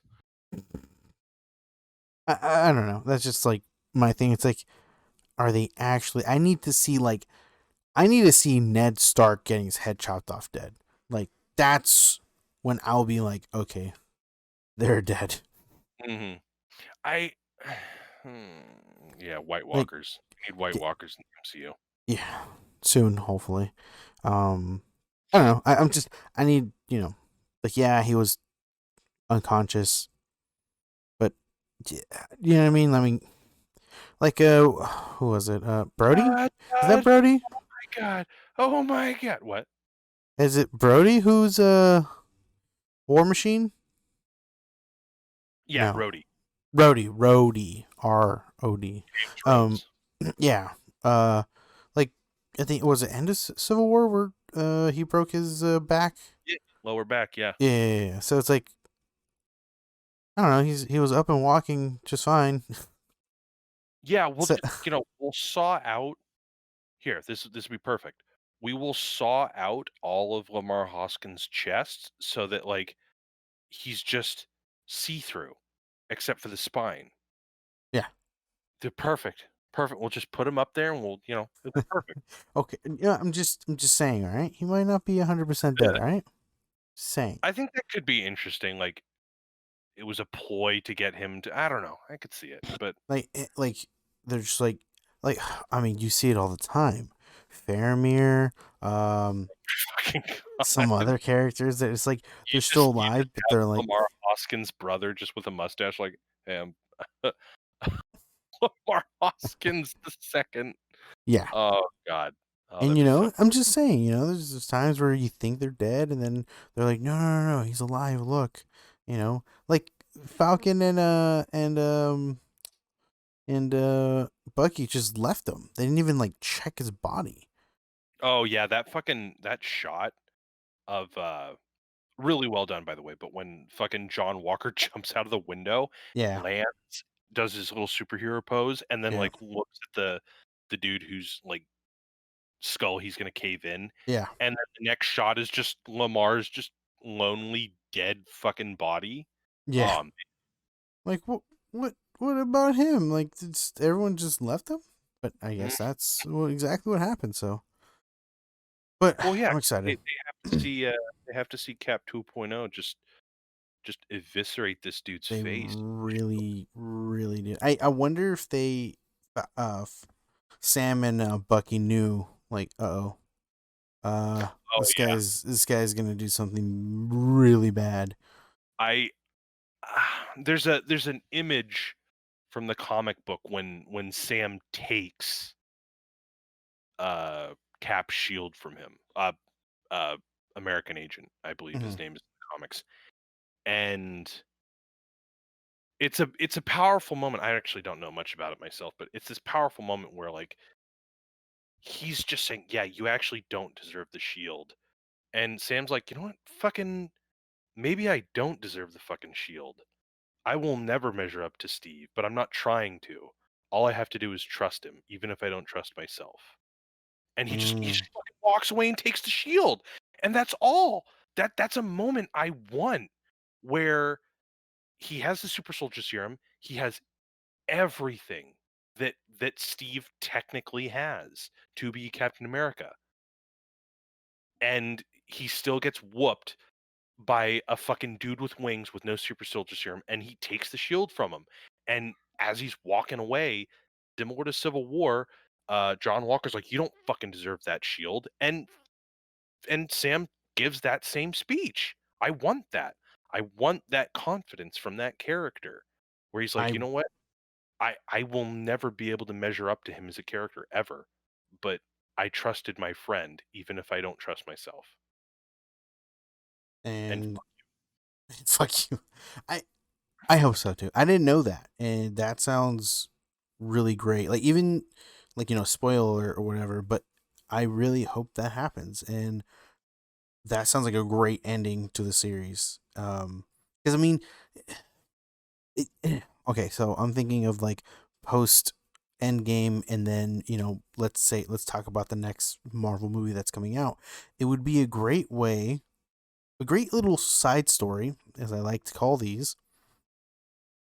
Because like as soon as Endgame ends, you see Sam with the Captain America shield. So when you see the next movie, it's Sam with the Captain America shield. yeah, You know, I completely agree with you on that. and then but if you watch the series, you can see that some shit went down in the background, before he actually fully accepted the shield. I think that would be fantastic. I think that's great. I think that's what the series needs to be. Dude. Okay, I'm jumping the gun just like I did with WandaVision with the whole fucking X-Men shit. But I'm just hear me out. Like, this is like, if it ends up that way, right? If it ends up with Sam grabbing the shield, making a speech, that's the end of the series. I think that's what these series need to be. It needs to Mhm. be just a side story that does not affect the main movie storyline, but it's just Right, a side one that you can just watch when you want. right, Like, right. Yeah, that I would like be that. so good. I would love it. I But like, wouldn't mind a little bit of affecting, but I the only thing I genuinely want is for the characters to be affected. Like, yes. with Wanda at the end of WandaVision, Mhm. Mhm. like, I want the characters to be in a couple different places. But Yeah. yeah, I completely agree where it's like, "Hey, by the next movie, we're going to have Sam," like, it's not like I want him this. Like, we need Sam Wilson as Captain America Yeah. by the next movie. Yeah, like it's And gonna that's happen. oh yeah. That's something that I'm really looking forward to seeing. Hmm. Yeah, and like I think this series was great for Bucky because Bucky had a couple of movies that he had a story in, but like that's about all you knew about him. And this series is great to see his background, what he's struggling with. I keep referencing with these fucking side stories. The background stuff that you don't see very often. This shows Bucky's like just what he's experiencing, on a day-to-day basis, right? The whole Oh yeah. getting through his Winter Soldiers, stuff and like trying to make amends with everyone, that he's hurt and stuff like that. Even just the whole, Sam not taking the shield, like that's obviously affecting him too. Like these are things that are affecting him, and then obviously with Sam not taking the shield, like obviously it's pretty obvious that the whole storyline is Sam taking the shield, but it's great to show that Sam didn't just take the shield and say, "Oh, yep, I'm the next Captain America." He had struggles, and then you also see the side story with Bucky, where he's having struggles, and like Sam not grabbing the shield right away, kind of is affecting him too. But he's going through motions and whatnot, so it's like these side stories are great. I'm loving them. I'm excited to see whatever is down the road with all the other ones that are coming up, and I'm excited for the movies. And Marvel Studios is doing a great fucking job what phase is this now? Phase 5 or what? What is this? I don't know. We're But on 4. yeah, phase 4, whatever. Phase 4, they're starting off great. Oh yeah. The series with WandaVision and the Falcon and the Winter Soldier are fantastic. I'm in it. Like I was I was I was I was excited with Endgame, what leading up and all that, and I was like, okay, cool. I watched them. I wasn't like I think I said it before. Like I wasn't 100% gonna go into watching these series. I ended Mhm. up watching them because I had Disney Plus, and I said, "Oh, okay, let's just see how it is." And I'm all in. I Like, these are good shows. Like, I'm still as a preference, I'm still waiting for the courtroom comedy that is She-Hulk, honestly. Like, I genuinely want these these stories to have more flavor to them. Mm-hmm, Really, I mm-hmm. really do. Yeah, yeah. I'm looking forward to that. One thing that I'm gonna go off topic. One thing that bums me out is that DC had the opportunity to do this, Mhm.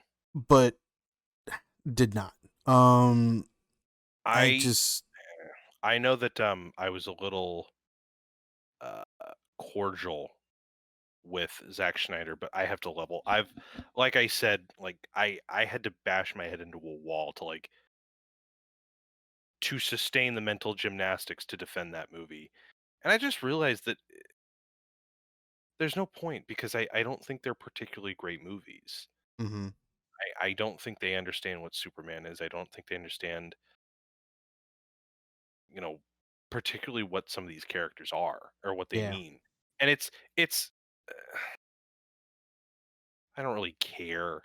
Uh, I don't mean to be that guy where it's like I don't like this person, so I don't like their movies.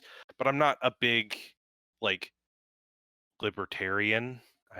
Mm-hmm. If I can insert politics for a moment, like Uh-huh. yeah, but he inserts this like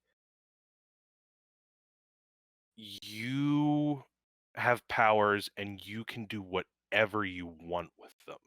And if you want to help people, sure, but he always stresses, and he stresses this with fucking Cyborg too, and I don't understand this. He says, "Or not to." Mm-hmm. And there's this scene when Cyborg is literally looking at this poor fucking family, and he could literally fucking pull everyone out of poverty and just chooses to pull these people out based on his moral equivalency to them. Like, "Oh, hey, look, this person's struggling, but they're honest. I'm gonna do this instead of just destroy this system, give everyone the ability to not fucking suffer. And it's based Yeah. in like this like selfish this is a whole can of worms I'm not trying to bring up. Yeah.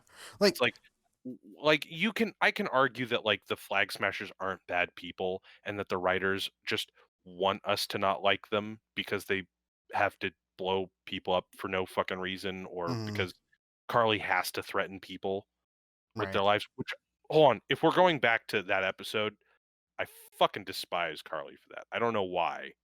I like I don't really despise her, baby. It's just a figure of speech. I'm sorry for Yeah. exaggerating. Um I thought it was like it was a really uncomfortable heel turn because it was like even with the bombings, I was like, you know what, I don't care, but I'm still looking forward.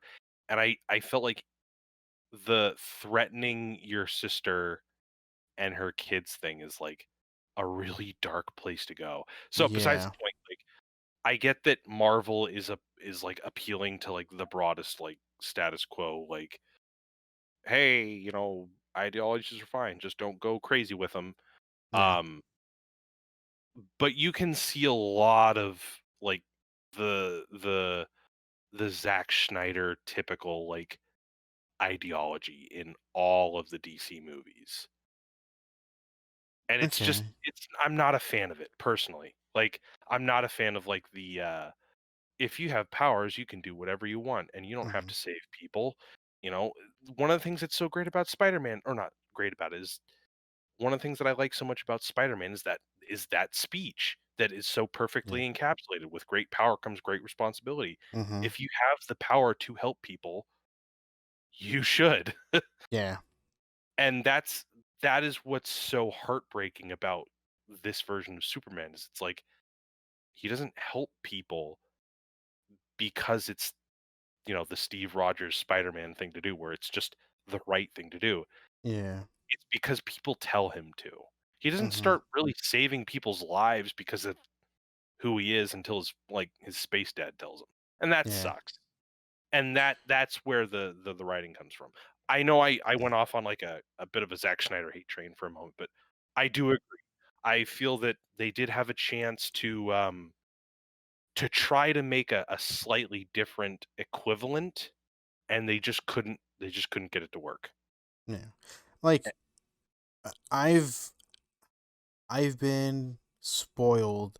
So I'm gonna talk about someone who's, I guess, somewhat controversial, and I've been debating whether to talk about him. But Max Landis has been one of those canceled people. mhm. But he has been doing this. It's called fuck. What is it called? The Kryptonian Epic. Mhm. It's a store. It's the Justice League. Um, but he starts with Superman, right? Superman and Batman and Robin. And the way he writes his Superman, is a human Superman, Yeah. and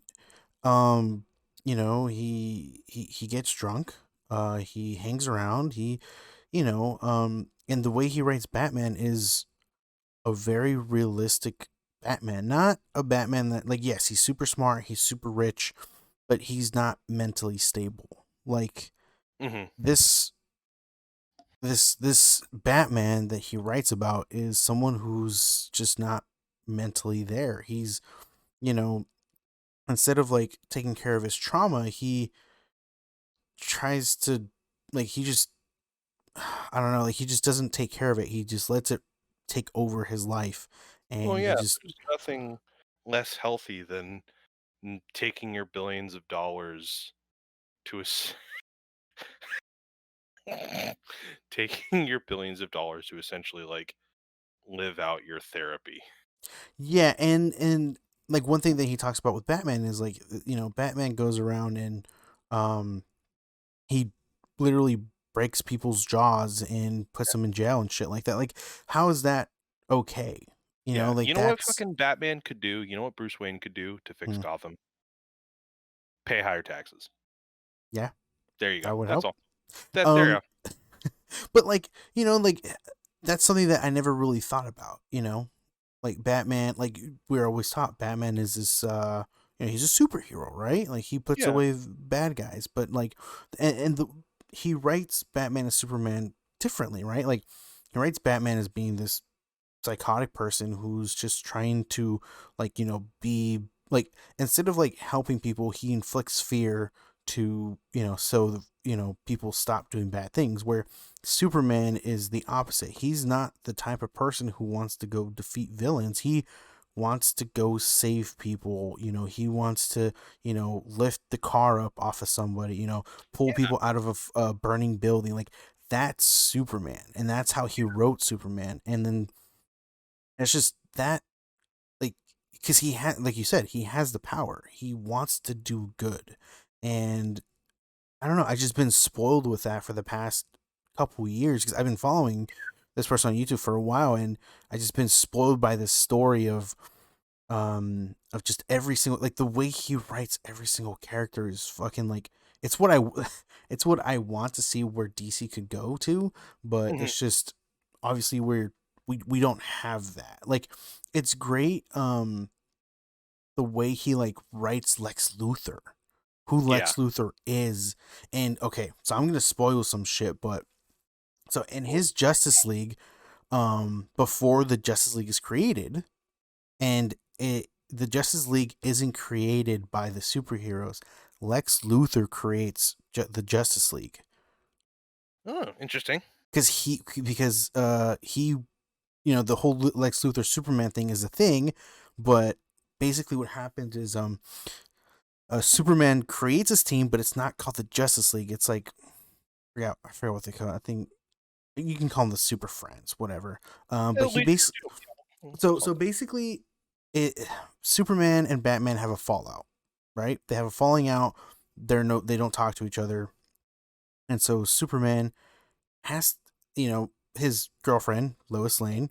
I love the way he writes Lois Lane. Lois Lane is also really really smart, and she's like obviously super well known in the news industry. So she's like, she helps Clark Kent, Mhm. Superman, to like basically guide him because he's not the smartest, but he wants to help people. But Lois Lane is there to be the smart person to get him going, right? Yeah.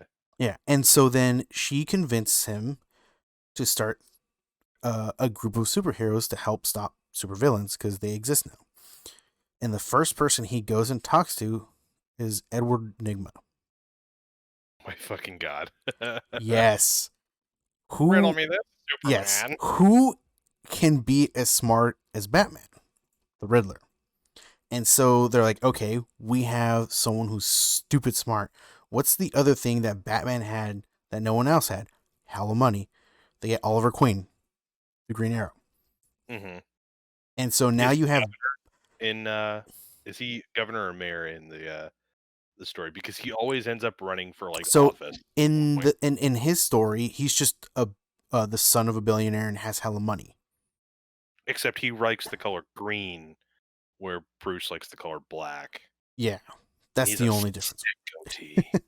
And so like you know, now you basically have Batman, but in two, but also you don't have the psychoticness of what Batman was, right? Mhm. Batman. So, and the crazy thing about how, like, so Batman takes over Superman's like thing and wants to force him to become a super Batman. And so how Batman's just like, I'm super powerful and I can just punch people, like, Mhm. so Batman actually shows Superman how to fight, like legitimate boxing, fucking jujitsu, like every martial arts. Batman shows him how to do it. So it's not just Gives him the Batman. finesse to the Yes, exactly. And I was like, because in dude, the that's comics, the Amazonians do that for him, mm, which is uh, interesting. I like yes, that. I like Batman teaching him though. yeah. So that's the whole thing. And side note, I love it that like the way he writes Aquaman is that Aquaman is more powerful than Superman if he's underwater. Basically, the way Aquaman's power is based around how much water he's surrounded by. So if he's like in I a lake, He's really powerful. When he's in the ocean, nothing can touch him. He's literally the ocean master. He's lit. Yeah, it's. I was like, dude, that's fucking crazy. And of course, he brings in the Blue Beetle, um, Magic Lady. I forgot her name. Yep, her. He brings in a lot of people. He brings in the Flash, but the Flash is not the Flash. Like, he's like this some asshole who takes Lex Luthor like suit that makes him go super fast, but he's so fast that like he like there's a huge explosion, everything around him just explodes and there's just fire everywhere. Like That's some it, fucked up shit. yeah, and it's not like this power, it's a suit. And I'm just sounding like, and the thing is, so Max Land has just been putting out a bunch of videos talking about lore, story, and he's like making like he's like working on a current movie, like quote unquote movie. He's just making a really long YouTube video explaining the rest of the story. So he actually worked for DC A while. for a while, and he made the comics American Alien of Superman, basically the upbringing of Superman, right? Like before, basically up until he fights what's his face in um basically the other person, You the got the other spare. the other Kryptonian, like up to Zod. that point. Yes, once he defeats Zod, that's when Batman is like, Superman, you need to, blah blah blah. I need to take you under my wing and this and that. And then he starts like, helping him and whatnot. And that's where you find out that Superman can actually get drunk, like not piss drunk and pass out or vomit, but just he can actually get drunk. Um, and he also fights It's Aquaman and gets his ass beat, which is like it's great. Like yeah, I've always felt there's a bit of a problem with Superman's power level in the movies, at least, yeah, where it's like I don't care, like I was saying earlier, I don't give a shit how smart Bruce Wayne is. Like, right, there is never going to be an instance where Superman can't just be like, "Neener, neener, you can't touch me," yeah, flies up into the atmosphere and just like bisects the earth. And I like the idea that you're talking about, where Superman kind of has like a rock paper scissors bit where it's like, okay, well, Aquaman's abilities are kind of nerfed when he's out of water. yeah, So fucking put him in a cup of water and he gets way more powerful, you know, yep, and shit like that. And I like some of the ideas that you're coming across where it's like like I said before, they're providing a bit of a rock paper scissors to some of these characters. mm-hmm. Oh, and the Superman versus Wonder Woman fight is great. Basically, Superman also gets his ass beat because, you know, um, Wonder Woman being Amazonian and also being like trained since birth to fucking fight things, like Hmm. kicks his ass. Like he like obviously puts up somewhat of a fight, but she still beats his ass.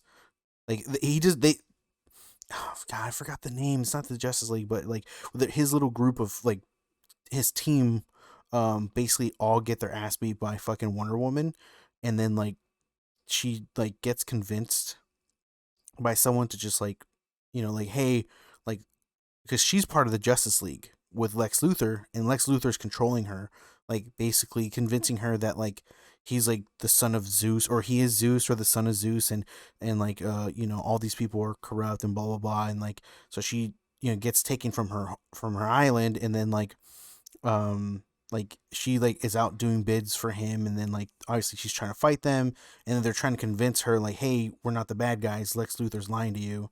And then she like kind of like debates it, and then she like stops fighting them, and then she like leaves. But like that, like they don't defeat her. Hmm. Like she beats all their asses, and then someone talks her down, and then she leaves. So it's like no one won, but she was definitely winning. It's the ultimate cop out. Like, yeah, I wasn't losing, Yeah, like but I definitely like I wasn't winning. I definitely recommend, like, if the videos are long, they're like 20-30 minutes long, but Motherfucker, this that's nothing. I'm just saying, like, the story that is brought about and the way uh Max is writing the characters is so well. It's more they're more human. You know, Hmm. they make more sense. Like the way he wrote the Blue Beetle, like he's a super conservative, but like so conservative, like actual conservative that he like takes Batman technology and like creates this super city and like basically makes it like utopia.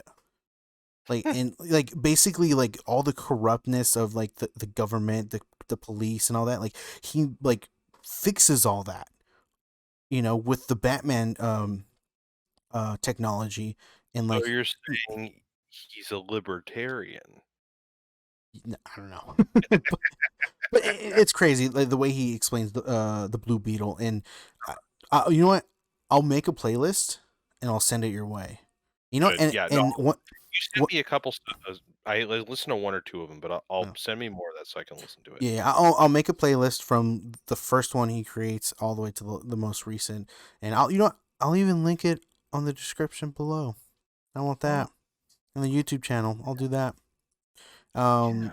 Just to check it out. I feel like I've been spoiled with the writing that they put around that I don't seeing or watching these DC movies just is just not good enough. I just they're not Or written well. just not good. Period. There you go.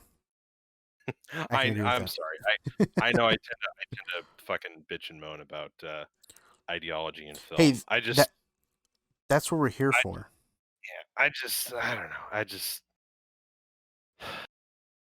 Zack Snyder's fine. He's a fine filmmaker. I just there's a lot of anti-Islamic sentiments. There's a lot of shit against women in there. If you think Mm, like if you watch Sucker Punch and you get like if you walk out of that movie thinking that like everyone's empowered by the end of that movie, you've got another fucking thing about you. he directed Sucker Punch. Yeah, he did. And Uh, fucking I used to really love his version of Watchmen because I was a fucking edgy teenager.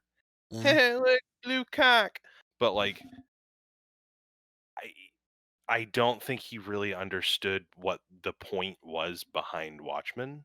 mm-hmm. It wasn't it wasn't wow, these heroes are cool. It's wow, you have to be fucking stupid to get into a costume and do shit like this. And and of course what you have to become to gain world peace, but that Mm-hmm. that's a little that's nothing. That's nothing really. Right. But yeah, it's like I'm glad he got to make the movie he got to make. I'm glad like he got some control over over these movies where he got to make Man of Steel the way he wanted. Sure, but like I don't really think he was the right pick. Like he obviously picked characters that if he wanted to make a world where it was obvious that these characters followed like objectivism and libertarianism and it's like, "Oh, hey, look, I have superpowers, but like I don't want to help you." Like, sure, but it's obvious that he wanted to make this character supposedly as realistic or close to the comic book as possible with a Mm, modern thing. And it just felt wrong. It felt yeah. spiteful. Anyway, but yeah, like the difference that I think um I would go with Batman Mm-hmm. that I think I honestly think the animated series do these characters the best justice. Mm-hmm. I'm sorry. That is not throwing your recommendations under the bus. I'm more No, than no, willing to hear them. yeah. I'm Uh, just like again, Max is a you know no, no, no, no, it's no. more of I am a not. Yeah, I'm not gonna just dismiss that out of hand. I want to hear what you're interested in because well. I value your I was opinion. gonna say, Max is basically think of like if you and I rewrote the entire DC fucking lore. Like that's what I Oh, see. That's what I see Max. You know what I mean? crayon. Like, Yeah. which is like it's not comic book lore. Like we know the comic book lore. If we want to read it, it's there. This is like a homemade like story Home. that's been Oh created. yeah. You know, Hmm. and that's Yeah. you know what I mean. Like that's I appreciate it, but I'm not gonna take it like I'm not gonna be like it's kind of like it's like a cover song. I think that's the best way I can describe it. Cover song. I think that does a disservice to cover songs. I'm just kidding. I'm kidding. No, no, I'm no. kidding. Like I look at his story more of like a cover song, and I see like, unfortunately, I see stuff like the Justice League Snyder cut and all those movies like more of like the same band rewriting the song, but not Yeah, as good. You because know? it's like they don't.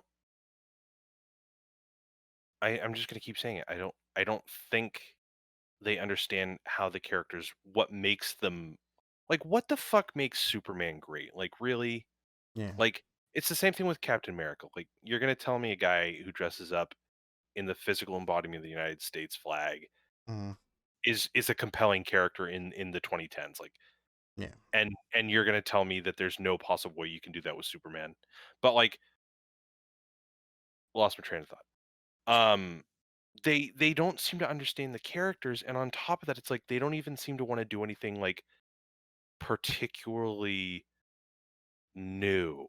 Like, they were more Mhm. than willing to hint at possibly injustice Yeah. in some, like, kinda way, but, like, that's not much. There's really not No. much to that, which is disappointing because it's like the Marvel movies have always been fractured up until the fucking monopolistic purchase, but, like, Right. the Marvel movies have always been fractured and have never really had any cohesive, like, framework until now, Mhm. and they're dominating, and almost all these characters are getting, for the most part, um, some good touch-ups. Yeah.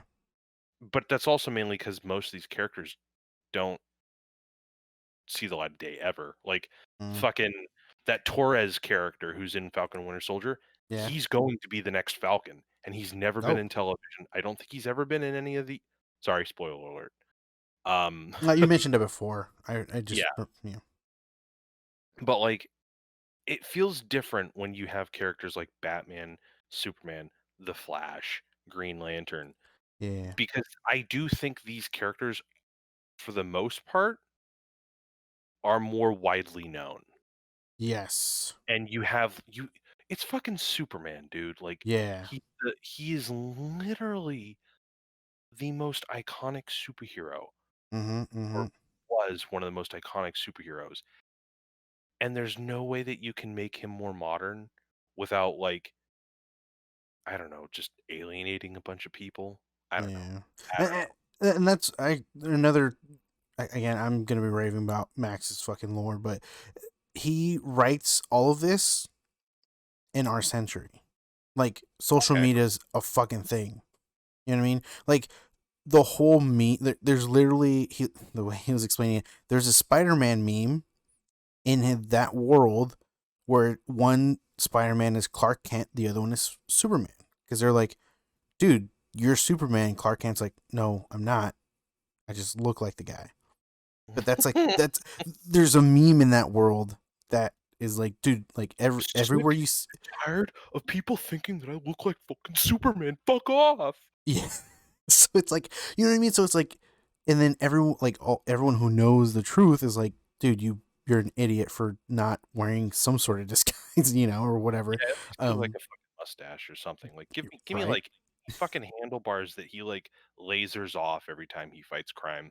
Yeah. So it's like, and I think I really liked that because there's a lot of stuff that you can do with characters like in the world now than what like Zack Snyder did with the Justice League, in their movies, because like there's no like presence of what the world is now, other than how buildings are, vehicles, somewhat. It's like the world is not what it used to be 10, 20 years ago.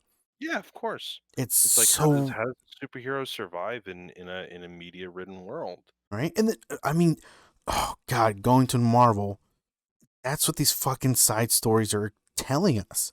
How are superheroes doing in the background, in Yeah, the real in this world? world, yeah. Like, Eh, I eh, like the kinda geopolitical thing that they're doing with Falcon and Winter Soldier. I like the, like, what the fuck is up with Wanda's trauma? Like, how is she Yep. doing with that? And if so, like, how does it pertain to fucking reenacting 50s, 60s, 70s television series in the real world or Hmm. in their world? Yeah, and obviously with Sam and Bucky, it's like that's again going to the initial thing that brought all this up. DC had the fucking characters to do something like this, and they just were not able to do it. And it Oh yeah. sucks. And the It's thing I is, I don't know if it's because I'm not the biggest comic book fan, but like I've always felt that Marvel has just been able to introduce these characters so much easier. Like when I yeah, think of DC, I think of like old unrepurposed 50s, 60s like golden age like characters that yeah, don't like interest me all that much.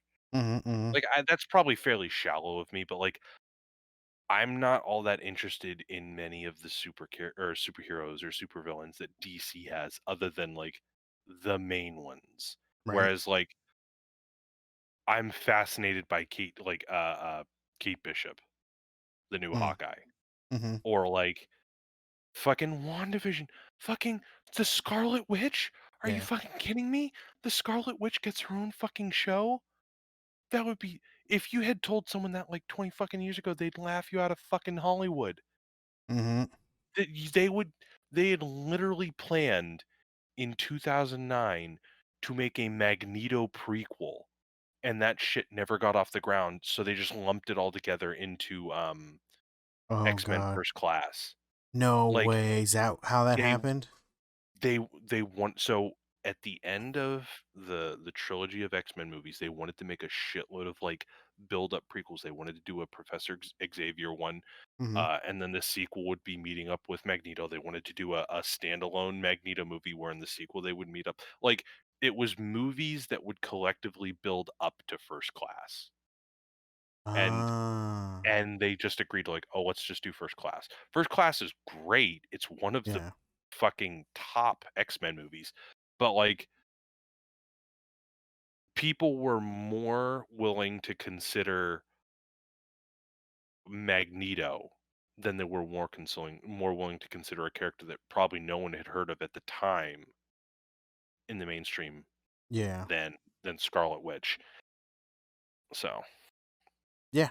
I but mean, yeah, it's just it sucks because like yeah, before the Marvel Studios were making movies, I really didn't know a lot other than the X-Men, and I don't I don't really know. I mean, they've kind of engraved those characters into my brain, yeah, Iron Man, they left their Thor, mark Hawkeye. first.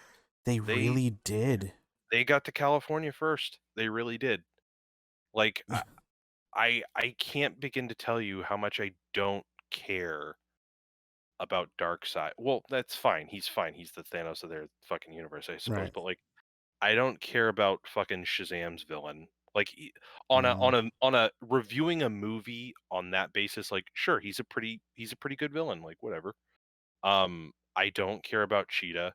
Like I just don't. I don't know what it is, but it's like when I hear Scarlet Witch and I hear the possibility of Scarlet Witch possibly teaming up with Doctor Strange, mhm. and keep in mind, I don't know fuck all, or I know fuck all.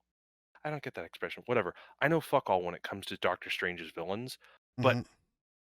for some odd ass reason, I am excited about a fucking creature that like is from another dimension that warps its way through people's nightmares. Nightmare, Yeah. who is one of Doctor Strange's villains, who I've never fucking heard of before, like 8 months ago. Like, but for some reason, it's like I think of Cyborg, I can't think of a single villain, and I don't really care to. Yeah. Like I think the character of Cyborg is interesting, but like most people my generation, I got to know Cyborg through Teen Titans, and Teen Titans only really had Slade. Slade Wilson is the bad guy, and they repurposed him as some like demonic Christ-like figure almost. Yeah. Like the only like bad guys that I know from DC is Batman bad guys. Exactly. That's And literally it. they are horde. They are Yes. at the highest level pimped out. I have Hmm. always wanted I have always wanted a and this is this just because it's Batman, here you go. I've always wanted a Batman villain team up Hmm. between, oh my god. Oh my god, I'm blanking. I've always wanted a Batman villain team up between, Deadshot and, oh, Jesus Christ, the Riddler. There we go. Mm. Where, like, the Riddler is the guy who's, like, fucking with, Batman's, like, mind psychologically or, like, a Oh. battle of wits, and Deadshot is the dude who's just fucking with him out in the open, and they're, like, working together to, like, uproot Batman. Like, I Oh love that, and wow. it's like those 2 have never, with the exception of Jim Carrey, okay, with the exception of fucking Will Smith, those 2 never got the fucking like, that's it too, it's like, I don't care about the Suicide Squad. Like, Killer Croc, the only reason I know who he is because he's a fucking Batman villain. Deadshot, I knew because he was a Batman villain. Harley Quinn, I knew because of the fucking animated series. Let's see, Captain Boomerang? Captain Boomerang's fucking stupid. I'd like to see how they make him fucking cool in the next movie. Hmm. Uh, Joker, they had to fucking put in Joker. They just Yeah. they just fucking had to. Um, who else? Slipknot, the guy who gets his fucking head blown in, like, the first 5 minutes. I don't give a shit. Um, Katana, I don't give a shit. Like, I really don't. Yeah. But the appeal, this is where I think DC could work.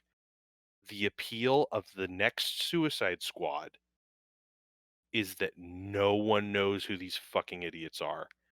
No one.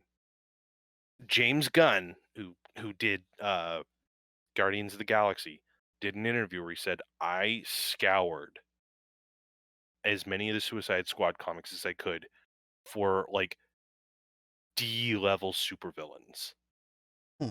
because there is nothing more tragic than a supervillain who's not good at being a villain." That that in and of itself is so fucking cool because they're not doing the typical Marvel thing where it's like, "Hey, enough of the fan base is part of the general public that knows who Scarlet Witch is, or Yeah. like these characters, so we're gonna tease them in the next bit." Like, I've never fucking heard of Polka Dot Man. I've never heard of Weasel. I've never heard of Javelin or Mongal. Like, I like that. Like, James Gunn acknowledges that, like, some of the DC, like, bad guy roster is kind of light, Yeah. and why don't we just roll with these characters and just get to know them instead of relying on their name? Yeah. Because the DC name for villains doesn't have the same kind of, market value, Yeah. which is what I've been saying from fucking day one, that they should focus on trying to attack the market in different ways other than just what Marvel's doing, which is essentially just releasing, like, a piece of candy every 6 months. They should Yeah. really focus on they should really focus on not copying that format and try doing something different. Like But they. there's not much different, so go ahead, sorry. Yeah. No, it's to say like Marvel will. You're right. Like Marvel's giving out a piece of candy every 6 months, and the thing is, like DC has had like the biggest piece of candy that they can be giving out for a very long time. They've done it multiple times, like with the fucking the trilogy of Batman thing. Like they've done a lot of movies like that where like Batman Forever with Batman and Robin, like and like they had a lot of like movies where they connect and whatnot, and it's just they just focus too much on just Batman or just Superman. Yeah, I like Batman as much as the next guy. I'm not the biggest fan of making him too psychotic. I would rather make him more like,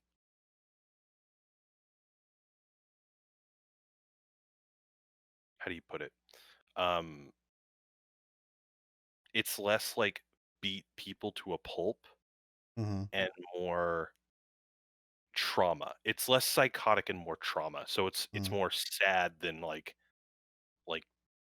nails on a chalkboard, if you get my drift. Yeah. Yeah. Um, I love Batman. Like he's fine. He's fine. He's Mm. fine. But he's been a crutch for the DC like franchise for a very long time. Yeah. Still are a great character, Mm. great superhero. Well, not philosophically speaking, but like great comic book hero and all that. But like they have really, really diverted from other significant superheroes. And thankfully Wonder Mm. Woman came out, Aquaman came out in really cool ways too, by the way. You don't get the fucking pasty ass short blonde haired Aquaman. You get the rock star Aquaman, right? But Hmm. but DC maybe toning down Batman a little bit in frequency Yeah. would probably be the best. And fucking you can tell who fucking Zack Snyder really appreciates more in the franchise when fucking Batman starts literally whooping the shit out of Superman. So, Yeah. yeah, Zack Snyder definitely didn't help by making the seething anger just at the bottom of the surface, just at the other fucking Christ, seething anger just below the surface kind of character, which I don't Mm. mind because I like Ben Affleck. Yeah. But again, I don't quite think it's the kind of character that I want. Yeah. Fair enough. Like, just remember, he bought the bank. I bought the bank. God damn. God, I don't just stop reminding me how many bad spots there are in that movie. I actually went over that movie again. I didn't do the Oh. full 4 hours. I just kind of like fast forwarded through spots, Yeah. and I just that movie could be trimmed down. Even if it could be trimmed down, I don't understand why people treat it like the messiah that it is. It's like it's not. It's Yeah. not. It's the hype. I don't know. I don't know what it is. Yeah. Your kids and your choke holding of the Hollywood complex until it releases the movie you want. In my day, we just fucking moved on if a movie sucked. Or we just got good movies. Yeah, right. we we had no complaints. We were like, this is a good fucking movie. Good. Yeah, but I fucking oh yeah, I'm gonna wake up from my fucking 15-minute nightmare and then just see some Martian Manhunter dude drop by and say he's Martian Manhunter and like, oh, I'll be seeing you. Right. Like I feel like people just because they're so excited about this movie. And keep in mind, we're the only two idiots talking about it now. Yep. Uh, the only fucking reason they're so excited about it, and the reason they give it a pass, is because it's the Schneider cut. Like, Yeah. if fucking Marvel pulled out an overindulgent movie like this, it would have not nearly the same response. Mm. Yeah, I can see it. All Shut right. Well, let's get some lighter news. Deathloop is the delayed. fuck up. No, lighter news. You're gonna talk to me about how a fucking oh god, I fucking hate you. Yeah, ladies and gentlemen, you happy? Fucking Deathloop's been delayed till September.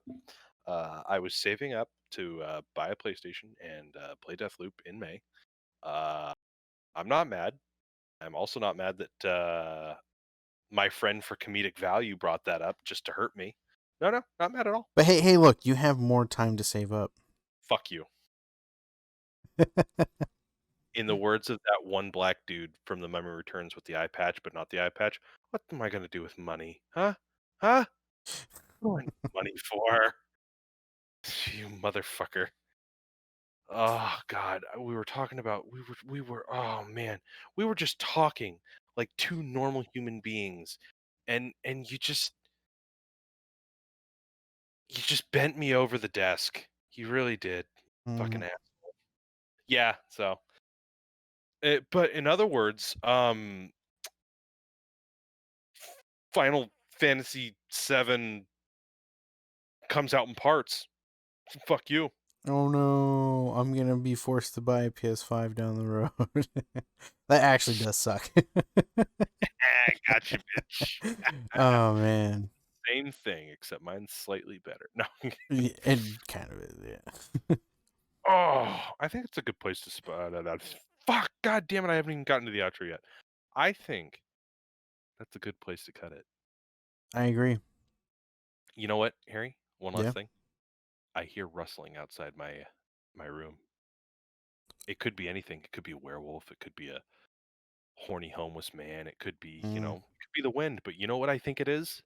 mm, It's the sound of tin. yeah. My, how much I'm a fail every time it rustles. Anyway, that's our show tonight, folks. We will be coming back Saturday next week to bring you more information on Falcon and Winter Soldier. We might discuss Loki. We'll Mm, probably get in a couple movie reviews. I did see one or two things, and some TV series too, if that's okay.